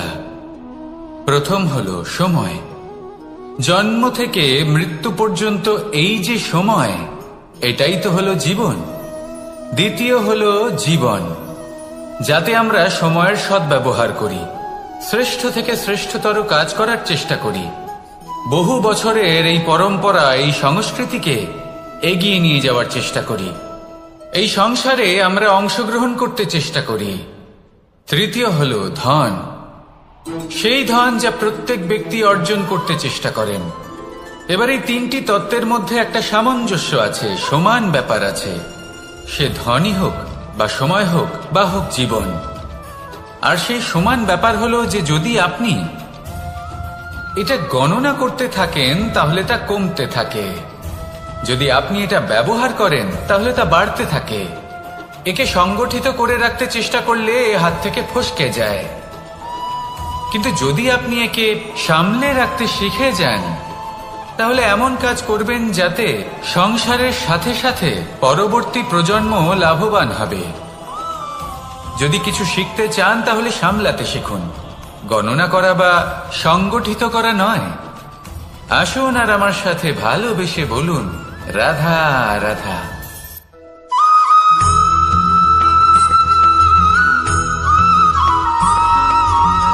যখন আমরা কোনো বনে প্রবেশ করি তখন এই সবুজ ঘাস দেখে, এই কোমল ঘাস দেখে আমাদের মন প্রফুল্ল হয়ে ওঠে। ভিন্ন ভিন্ন প্রজাতির ফুল, ভিন্ন ভিন্ন রঙের ফুল দেখে এই মন আনন্দে ভরে ওঠে। এখানে শিশুরা আনন্দ লাভ করে, বড়রা ভোজন গ্রহণ করেন, কথাবার্তা বলেন, হাঁটাহাঁটি করে বেড়ান। এবার ভেবে দেখুন, যখন এই উপবনের নির্মাণ হয়েছিল সেই সময় যদি এই মাটিকে সঠিকভাবে খনন না করা হতো, যদি তাতে সঠিকভাবে বীজ রোপণ না করা হতো, যদি কোনো সংঘর্ষ না হতো, পরিশ্রম না করা হতো, যদি চলতে চলতে পায়ে কাঁটা না বিঁধে যেত, তাহলে এই সুন্দর বন দেখে আমরা কি এই আনন্দ লাভ করতে পারতাম? কখনোই নয়। ধরুন কোনো নদীর তটে সুন্দর একটি বন আছে, সেই বনের আনন্দ লাভ করতে গেলে আপনাকে সেই নদী পার করতেই হবে। যদি সুখের নদীর কাছে পৌঁছতে চান তাহলে তটে যে কাঁটা রয়েছে সেগুলোর সাথে সংঘর্ষ করতেই হবে। এই সংসারে যদি আপনি সুখ লাভ করতে চান তাহলে সুখ লাভের এই যাত্রা শুরু করতে হবে সংঘর্ষ দ্বারা। তাহলে সংঘর্ষকে স্বাগত জানান, এর পেছনেই সুখ রয়েছে যা আপনার জন্য অপেক্ষা করছে। এবার হাসুন আর আমার সাথে ভালোবেসে বলুন, রাধা।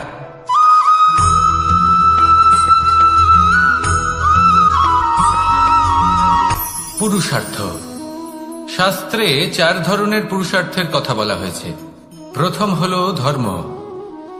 আপনি কি জানেন এই ধর্ম আসলে কি? আপনার কি মনে হয় ধর্ম আসলে কি? কোনো বিশেষ ঈশ্বরকে মানাই কি ধর্ম বলা হয়? নাকি কোনো বিশেষ রীতি পালন করাই হলো ধর্ম? নাকি কোনো বিশেষ সাহিত্যকে সর্বশ্রেষ্ঠ মনে করাই হলো ধর্ম? না, ধর্ম হলো সেটা যাকে ধারণ করা যেতে পারে। আর ধারণ শুধু সেটাই করা যায় যা পবিত্র। পবিত্র শুধু তাকেই বলা হয় যা নিঃস্বার্থ, যার মধ্যে শাসন করার কোনো ইচ্ছে নেই, যা সরলভাবেই প্রবাহমান, জল এবং বায়ুর মতো। যখন কোনো ব্যক্তি ধর্মকে ধারণ করেন এবং সেই ধর্ম সেই ব্যক্তিকে রক্ষা করে, তখন তাকে ধর্ম বলা হয়। ধর্ম যা রক্ষা করে অহংকার থেকে, খারাপ চিন্তার হাত থেকে। সেই জন্য পুরুষার্থ গড়ে তোলার আগে, ধর্ম পালন করার আগে ধর্মের প্রকৃত অর্থ কি সেটা বুঝে নিন। এটা জেনে রাখুন যে সমস্ত ধর্মের আধার, সমস্ত ধর্মের ভিত শুধুমাত্র ভালোবাসা। আসুন আর এই ভালোবাসার সাথেই বলুন রাধা রাধা।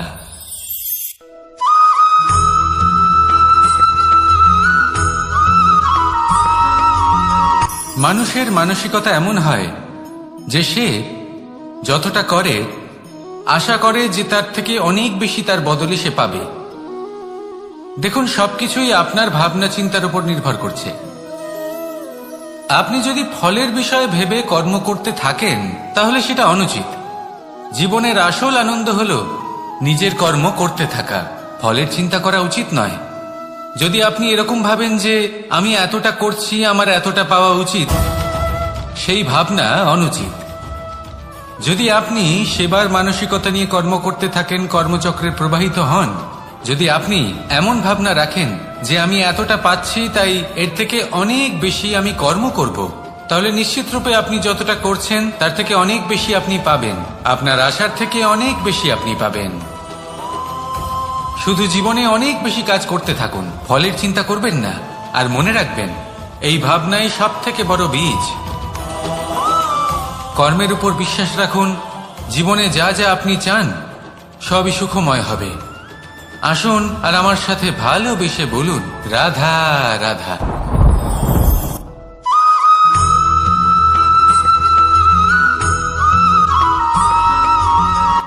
সংসারে আমাদের জীবনে যখন কোনো সুখ বা দুঃখ আসে, তার জন্য আমরা কাউকে না কাউকে অবশ্যই দায়ী করে থাকি, তাই না? এই ব্যক্তি আমাদের সাথে এরকম কাজ করেছেন তাই আমার সাথে এমন হলো। ওই ব্যক্তি যদি এমনটা না করতেন তাহলে আজ আমি ওই স্থানে পৌঁছতে পারতাম। সবই আপনার দৃষ্টিভঙ্গির ওপর নির্ভরশীল। আর যদি আপনার দৃষ্টিভঙ্গি এমন হয় তাহলে তা অনুচিত। সত্যি কথা বলতে এই সংসারে ভিন্ন ভিন্ন ধরনের মানুষ আছে। এটা আপনার উপর নির্ভর করছে কিভাবে তাদের স্বাগত জানাবেন। একবার ভাবুন, আমি আমার দুটো হাত সামনে নিয়ে এলাম, দুটো মুঠো খুলে দিলাম। দুই প্রকারের মানুষ আসবেন, কিছু না কিছু দিয়ে যাবেন। এই মুঠো যদি আমি বন্ধ করে দিই তাহলে না কেউ আমাকে কিছু দিতে পারবে, না আমার কিছু যাবে আসবে। নিশ্চয়ই বুঝতে পারছেন এই দুই ধরনের ব্যক্তি কারা এবং তারা কি দিয়ে যান। আমি যদি নিজের মুঠো খুলে দিই তাহলে কিছু ভালো মানুষ আসবেন, আমাকে আনন্দ, সন্তুষ্টি, জ্ঞান প্রদান করে যাবেন, ভালো অভিজ্ঞতা দিয়ে যাবেন। কোনো খারাপ ব্যক্তি যদি আসেন তাহলে তিনিও খারাপ অভিজ্ঞতা দেবেন, যার থেকে আমি শিক্ষা লাভ করব। এই সব কিছু আমি লাভ করতে পারি। মুঠো যদি বন্ধ করে রাখি তাহলে আমি কিছুই পাবো না। দেখুন, এই সংসারে প্রত্যেকের জীবনে এইরকম। প্রত্যেকের জীবনে সবকিছুই আছে, ভালো খারাপ দুই মানুষই আছে। ভালো অভিজ্ঞতা আছে, খারাপ অভিজ্ঞতা আছে। নির্ভর করছে আপনার উপর যে আপনি কি করবেন, এনাদের স্বাগত কিভাবে জানাবেন, কার থেকে কি বুঝবেন, কি শিখতে পারবেন, আর কোন দৃষ্টিভঙ্গি নিয়ে অগ্রসর হবেন। এটাই নির্ধারণ করবে যে আপনার জীবন কেমন হবে। আসুন আমার সাথে ভালোবেসে বলুন রাধা রাধা।